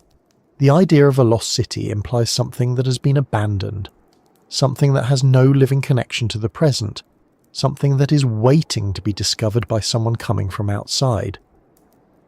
But the civilization that actually existed in the Upper Xingu was not lost in that sense.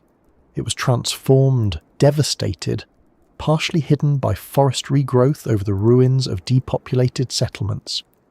But the people who built it had descendants, and those descendants were still there, living in the same river system, maintaining relationships with the same landscape.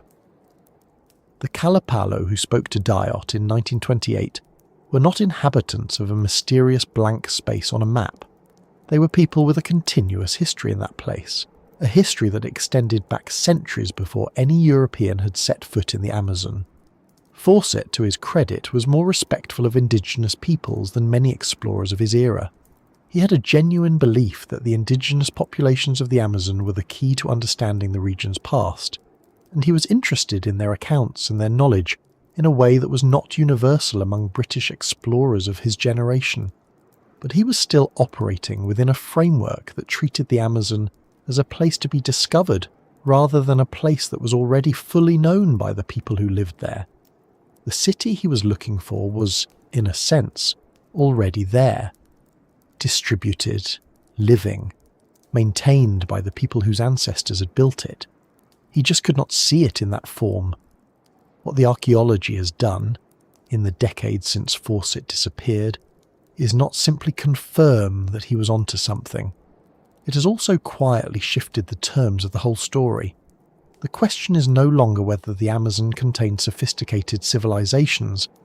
It did, clearly and demonstrably. The question is what those civilizations actually looked like, how they were organised, how large they were, and what happened to them. Those are questions that archaeologists and anthropologists are working on now, with LIDAR and soil chemistry and collaboration with indigenous communities, and they are making real progress. The answers are emerging slowly, carefully, from the ground up.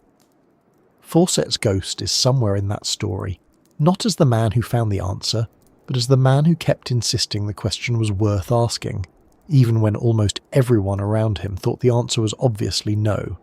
That is a strange kind of vindication. It does not make the loss any smaller, but it does mean that the obsession was not entirely without foundation, and that the thing he walked into the jungle to find was, in some form, genuinely there. Which brings us to the question of what his story became. Not in the jungle, but in the world outside it, in the books and films and cultural imagination that have kept Percy Fawcett's name alive for a century now, and what that long afterlife of the story has done to the people and the places it touches. The story of Percy Fawcett entered the popular imagination almost before the man himself had time to fully disappear. That is worth noting on its own. He vanished in 1925, and by 1927, the newspapers of London and New York and Rio de Janeiro were already running long features about him, speculating about what had happened, debating whether he was alive, turning him into something larger than a surveyor who had walked into the Mato Grosso with his son and a friend. The machinery of myth-making works quickly when the raw material is good, and Fawcett was excellent raw material. A decorated officer, a seasoned explorer, a man with a theory, a man with a quest, and crucially, a man who had left behind no body and no explanation. That combination is almost irresistible to the storytelling instinct. Arthur Conan Doyle is frequently mentioned in connection with Fawcett, and the connection is real, though it requires a little care. The Lost World, Doyle's novel about a plateau in South America where prehistoric creatures have survived into the modern era, was published in 1912, 13 years before Fawcett disappeared, which sometimes surprises people who assume the book was inspired by his fate. It was not.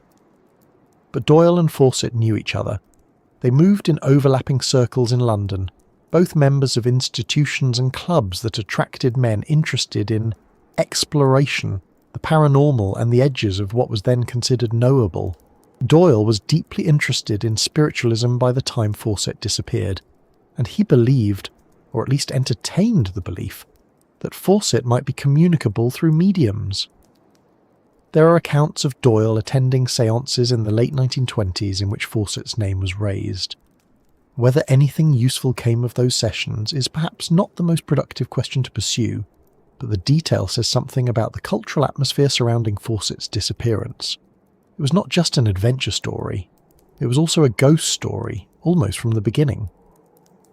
The decades between Fawcett's disappearance and the modern revival of his story were filled with a steady trickle of books, articles, and claims. His own writings were compiled and published by his son Brian in 1953 under the title Exploration Fawcett, and that book gave general readers their most direct access to Fawcett's voice. His accounts of the expeditions, his theories, his descriptions of the jungle, his conviction about Z. It is a genuinely readable book, and it shaped how several generations understood him. Brian's editorial hand is present throughout, and Brian had his own views about what had happened to his father and brother, but the core material, Fawcett's letters, his reports, his field notes, comes through clearly enough to give a sense of the man himself. He was a careful observer when it came to geography and natural history. He was a less careful thinker when it came to the occult and the speculative, and the book contains both sides of him in roughly equal measure. The wider cultural revival came in 2009, when David Grann published The Lost City of Z. Grann is an American journalist, and his approach to the story was both personal and investigative. He actually travelled to the Xingu region himself, which gave the book a quality of genuine physical engagement that purely archival accounts sometimes lack. The book was a significant commercial and critical success, and it introduced Fawcett to a large new audience that had no particular background in Amazon exploration or early 20th century British history. Grand's framing was careful in some respects. He was genuinely interested in the archaeological questions, and his account of meeting Michael Heckenberger and seeing the evidence of pre-Columbian settlements is one of the book's most interesting sections. He understood that the vindication of Fawcett's general idea was complicated, and he tried to convey that complexity. The book was also honest about the costs, about Nina, about Jack, about the rescue expeditions that had killed additional people. The 2016 film, directed by James Gray, with Charlie Hunnam playing Fawcett, took a somewhat different approach. Films about historical figures always do. The movie is visually striking. Gray is a careful director, and he clearly thought hard about how to render the Amazon cinematically without making it look like a generic jungle adventure. The performances are generally strong, but the film, inevitably, simplified and dramatized in ways that books can avoid. It leaned into the romantic and the tragic, which is what cinema tends to do with stories like this. The Fawcett of the film is a more straightforwardly sympathetic figure than the historical Fawcett, whose beliefs about race and civilization were of his time and not always pleasant to read about today. The film softened some of those edges. It also, in its closing moments, gestures towards something almost mystical about what Fawcett might have found, which is a choice that reflects more about what audiences find satisfying than about what the evidence suggests. This is the thing about the cultural life of a story like Fawcett's. It gets shaped by the needs of the people telling it. In the 1920s and 1930s, it was a story about imperial adventure and the terrifying indifference of nature. In the post-war decades, it became more of a cautionary tale about obsession. In the early 21st century, with Grand's book and Gray's film, it became something else again. A story about a man who was, in some important ways, right, and who paid a terrible price for being right too early and in the wrong way. Each of these versions contains truth. None of them contains the whole truth, partly because the whole truth is not available, and partly because stories about missing people always get filled in with whatever the teller needs them to mean. What tends to get left out, or handled briefly, or moved to the margins, is the part of the story that belongs to the people who are actually there. The Kalapalo, the Kwikuro, the other Xingu peoples. They appear in the Fawcett story primarily as witnesses, as sources of testimony, as the possible agents of his death. They are rarely the protagonists of their own account, and yet they are the people who have lived continuously in the Upper Xingu for centuries, who built the settlements that archaeologists are now documenting, who maintained the oral traditions and the ecological knowledge and the cultural practices that connect the present to the pre-Columbian past. The lost city framing, as appealing as it is, has a built-in problem. It implies that the civilization of the Upper Xingu was lost, that it vanished, that it is waiting to be found by someone coming from outside. But it was not lost to the people who lived there. It was devastated, yes. The population collapse following European contact was catastrophic, and the rubber boom of the late 19th and early 20th centuries brought further violence and disruption. But the people survived, and their presence in the region, their knowledge of it, their relationship to its history, is not a footnote to the Fawcett story. It is the actual story of the Amazon. Fawcett was aware of this, at least partially. He wrote with more respect for indigenous peoples than many of his contemporaries, and he believed, correctly, that the indigenous accounts and traditions of the Amazon contained real historical information. He was not simply imposing a European fantasy onto a blank space.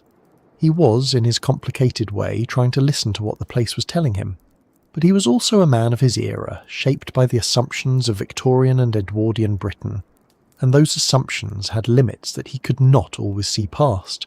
The framework of the Lost City, a great ruined civilization waiting to be discovered by an explorer from outside, was itself a product of those assumptions, and it distorted what he was looking for even as it drove him towards something real. The tension between the romantic explorer narrative and the more complicated historical reality has not been fully resolved, even now. books and films about Fawcett continue to appear. His name comes up in discussions of Amazon archaeology, sometimes helpfully and sometimes not. The story has a kind of gravitational pull that keeps drawing new tellers toward it, and each new telling has to decide, consciously or not, how much space to give to the people who are already there. The more honest accounts, Grand's book, Heckenberger's academic work, the journalism that has followed the LIDAR discoveries, try to hold both things at once: the genuine fascination of Fawcett's story and the genuine complexity of what the Amazon actually was and is. That is harder to do than it sounds. The romantic version is more satisfying in the short term. It has a clear hero, a clear quest, a clear mystery. The more complicated version asks the reader to hold multiple perspectives simultaneously, to recognise that the hero's quest was built on assumptions that were not always correct, and to take seriously the people and the places that the quest treated as background. There is also the question of what the story has done in a more practical sense. The Fawcett legend drew explorers and adventurers into the Xingu region for decades, and not all of them were as careful or as respectful as the best of the researchers who followed. The search expeditions of the 1920s and 1930s sometimes created dangerous situations for indigenous communities. Later, the fame of the region as Fawcett country contributed to a kind of tourism of curiosity that was not always welcomed by the people who lived there. The FUNAI, Brazil's indigenous affairs agency, has worked for decades to protect the territories of Xingu peoples from outside intrusion, and the Fawcett myth has occasionally complicated those efforts by making the region seem like an open invitation to adventurers, rather than a place where people live and have rights to their own territory. None of this makes Fawcett himself a villain. He was a man of his time, shaped by the world he came from, reaching towards something he genuinely believed in. The story of what happened to him is genuinely sad. A father and son who walked into the jungle and never came back, a wife who waited nearly 3 decades for news that never came, a younger son who spent years trying to understand what had happened to his family. The tragedy is real. The obsession was real. The courage, in its way, was real. What the cultural afterlife of the story has sometimes done is strip away the complexity and leave only the romance, and that stripping away has costs that fall on people who had nothing to do with Fawcett's quest. What endures, when you try to hold all of it together, is something genuinely interesting about the nature of belief and the nature of place. Fawcett believed something was out there. He was not entirely wrong. The Amazon did contain sophisticated civilizations, large settlements, complex social organization, engineered landscapes. The specific thing he was looking for, the ruined city of Manuscript 512, the towers and the arch in the lake with the white-robed men, that specific thing has not been found and may not exist in the form he imagined. But the broader conviction that the Amazon's apparent emptiness was a product of catastrophic depopulation rather than evidence of an always empty wilderness has been confirmed in ways that continue to develop. He walked towards something real. He just could not have known in 1925 exactly what form the real thing would take when it was finally documented. The story keeps being told because it sits at the intersection of several things that human beings find genuinely compelling: the unknown, the obsessive, the tragic, the possibly vindicated. It is a story about what happens when a person commits so completely to a belief that the belief becomes more important than the life built around it. And it is a story about a place, the Amazon, that is still in important ways not fully understood by the outside world, still capable of swallowing expeditions, still home to peoples whose knowledge of it exceeds anything that can be captured in a satellite image or a scientific survey. The jungle has not changed in the ways that matter most, and that is perhaps why the story still feels alive, still feels unresolved, still feels like it is asking something of the person who encounters it. Because the place it points toward is still there, and the questions it raises about what we look for and what we are willing to lose in the looking have not gone away. Which is where the story finally has to come to rest. Not with the myth, and not with the archaeology, but with the man himself, and with what it means to walk into something knowing you may not come back. So what kind of person does that really? What kind of person stands at the edge of something enormous and unknowable, looks at it clearly, understands the odds well enough to tell his wife not to send anyone after him, and then walks in anyway? It is easy to reach for simple words: brave, obsessed, reckless. But Fawcett does not quite fit any of them cleanly, and that is part of why the story stays with you. He was not reckless in the way that word usually implies: careless, unthinking, driven by vanity or thrill. He had spent nearly 2 decades in the Amazon before 1925. He had mapped rivers that no European had mapped before. He had survived fevers and injuries and conditions that had killed other men, and he had done it through a combination of genuine physical toughness and careful, methodical preparation. He knew what the jungle was. He was not naive about it. When he walked in for the last time, he was walking in with full knowledge of what he was walking into, and yet he took his son. That is the thing that sits quietly at the centre of this story. The detail that does not resolve itself no matter how long you look at it. Jack Fawcett was 21 years old. He had grown up hearing his father talk about the Amazon, about Z, about the great thing that was waiting to be found. He idolised Percy in the way that sons sometimes idolise fathers who are rarely home. The absent figure becomes larger, not smaller, in the imagination. When his father asked him to come along on the final expedition, Jack said yes without hesitation. He wrote letters home that were cheerful and excited. He believed in his father, and he believed in the quest, and he was 21, and 21 is an age when belief feels like enough. Percy was 57. He had the experience to know the difference between belief and evidence. He had also spent decades building an identity around the idea that Z was real, that it was findable, that he was the one who would find it. By 1925, that identity had become the whole structure of his life. He had spent years fundraising, planning, writing letters to the Royal Geographical Society, giving interviews, convincing backers. The expedition was not just a search for a lost city anymore. It was the thing that justified everything that had come before it. Every long absence, every risk, every year that Nina had spent waiting at home while he was somewhere in South America. If he turned back, or if he admitted that Z might not exist in the form he imagined, the whole edifice came down with it.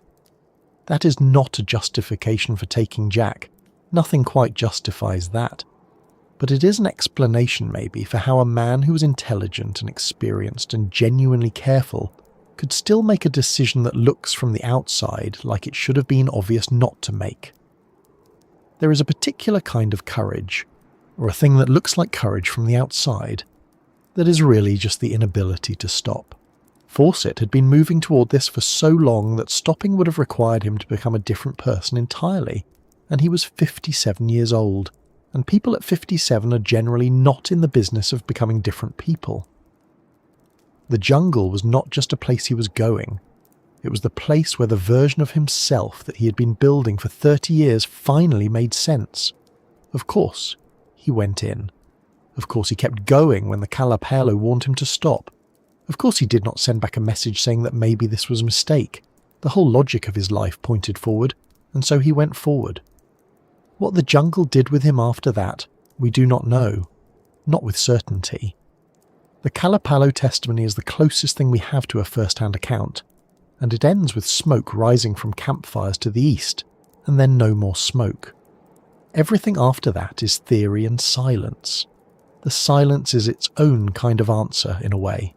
Not a satisfying one, but a real one. The Amazon in the dry season of 1925 was not a place that kept records. It was a place that absorbed things. 3 men in the interior of the Mato Grosso, without radio communication, without a resupply route, without anyone who knew exactly where they were going. They could have died from 100 different causes and left no trace that the forest would not eventually reclaim. The bones that were produced in 1951 were not his. The compass and the other objects that surfaced over the years proved only that things can travel through many hands before they reach a researcher. The absence of physical evidence is not a mystery in the Amazon. It's just what the Amazon does. And yet the silence feels significant, because Fawcett himself was not a man who left silences. He wrote constantly, letters, reports, journal entries, dispatches to the RGS. He had documented every previous expedition in careful detail. The last letter from Dead Horse Camp, dated May 29th, 1925, is almost unbearably ordinary in tone. He mentions the heat, the insects, the state of the horses. He tells Nina not to worry. He says they are heading into territory that has not been mapped. He does not sound like a man who believes he is writing his last letter, though perhaps that is the point. Perhaps a man who has survived as much as Fawcett had survived simply cannot imagine that this time will be different. Nina kept that letter for the rest of her life. She kept all his letters. She waited 29 years for more of them, and none came. There is something in Nina's long vigil that the story often glosses over in its rush toward the adventure and the mystery. She was told explicitly not to send anyone after him, and for years she honoured that. She raised their younger son Brian in the shadow of two disappearances. Her husband and her eldest child, both gone into the same jungle. She dealt with the letters from strangers claiming to have seen Percy, the expeditions that came back with rumours and nothing solid, the journalists who wanted a story and the adventurers who wanted her blessing.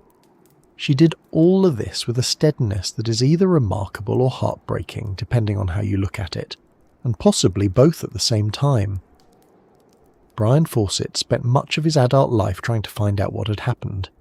He eventually concluded, based on his own conversations with indigenous people in the 1950s, that his father and brother had been killed, most likely by a tribe east of the Kalapalo territory. He did not find proof. He found the most probable explanation and made his peace with it, or tried to. He edited and published his father's journals and diaries in 1953, a book called Exploration Fawcett, which brought Percy's own voice back into the record. It is still in print. It is still the closest thing to a primary source that most readers will ever encounter. The Upper Xingu is still remote, not in the way that maps suggest remoteness. Satellite images have covered every square kilometre of it. LIDAR has revealed the earthworks and roads that Heckenberger and others have documented. But remoteness on a satellite image and remoteness on foot, in the rainy season, without a trail, are completely different things. The forest is still dense enough to swallow sound within a few hundred metres. The rivers still flood in ways that make large sections of the terrain inaccessible for months at a time. The tribes of the region are still there, still living in ways that are largely continuous with how their ancestors lived, still in possession of knowledge about that landscape that no outside researcher has fully mapped. The jungle has not changed in the ways that matter most for a person trying to move through it, which means that whatever happened to Fawcett and Jack and Raleigh Rimmell is still, in a practical sense, inaccessible. Not because we lack the technology to search, but because the search would require going to a place that does not give up its information easily, and asking questions of people who may have reasons not to answer them, and looking for physical evidence in an environment that has had 100 years to do what it does to organic material. Some questions stay open, not because no one has tried hard enough to close them, but because the place itself is not structured to provide the kind of closure we want. That is, in its way, a kind of answer. Not the answer Fawcett was looking for, and not the answer Nina was waiting for, and not the answer that the dozens of people who died searching for him were hoping to find. But it is honest. Some things go into the Amazon and do not come back out, and the Amazon does not owe anyone an explanation. What the story leaves behind, though, that does come back out. The archaeology that has followed in the decades since 1925 has filled in, piece by piece, the picture that Fawcett was reaching toward without quite being able to see clearly. The Upper Xingu did contain complex civilizations. The Amazon did support large organised populations before European contact. Terra Preta did allow sustained agriculture in a soil environment that looks, to a modern observer, like it could not support a village, let alone a city. Fawcett was wrong about the specific thing and not entirely wrong about the general thing, and that combination, the partial vindication of an obsession that consumed a man and his son, is one of the more genuinely strange outcomes in the history of exploration. It does not make the outcome less sad. If anything, it makes it a little sadder, because what it suggests is that if Fawcett had been born 30 years later, or if the LIDAR technology of 2010 had existed in 1925, he might have found something real without having to walk into the jungle to find it. He might have lived to see the vindication. He might have come home. But he was born when he was born, and the tools he had were the tools of his time, and the only way he knew how to look for something was to go and find it himself. That was the world he came from. That was the person he had made himself into. And so he went. If you have been with this story tonight, whether you're somewhere warm and quiet, or somewhere with the sound of rain outside, or somewhere you did not expect to be listening to something like this, thank you for staying with it all the way to the end. It is a long story, and not a simple one, and it does not resolve the way stories are supposed to resolve. But I think that is part of why it is worth telling. The questions it raises about belief, about obsession, about what we are willing to lose in the pursuit of something we are certain is real. Those questions do not have clean answers, and they do not belong only to Percy Fawcett. They belong to anyone who has ever wanted something badly enough to keep going past the point where a reasonable person would stop. I would love to know where you were listening from tonight, what time it was, what the weather was like, whether you found yourself thinking about anything in particular as the story went on. Leave a comment if you feel like it. I read them, and they matter more than you might think. This has been Life Beyond Seen. Sleep well, wherever you are, and we'll see you next time.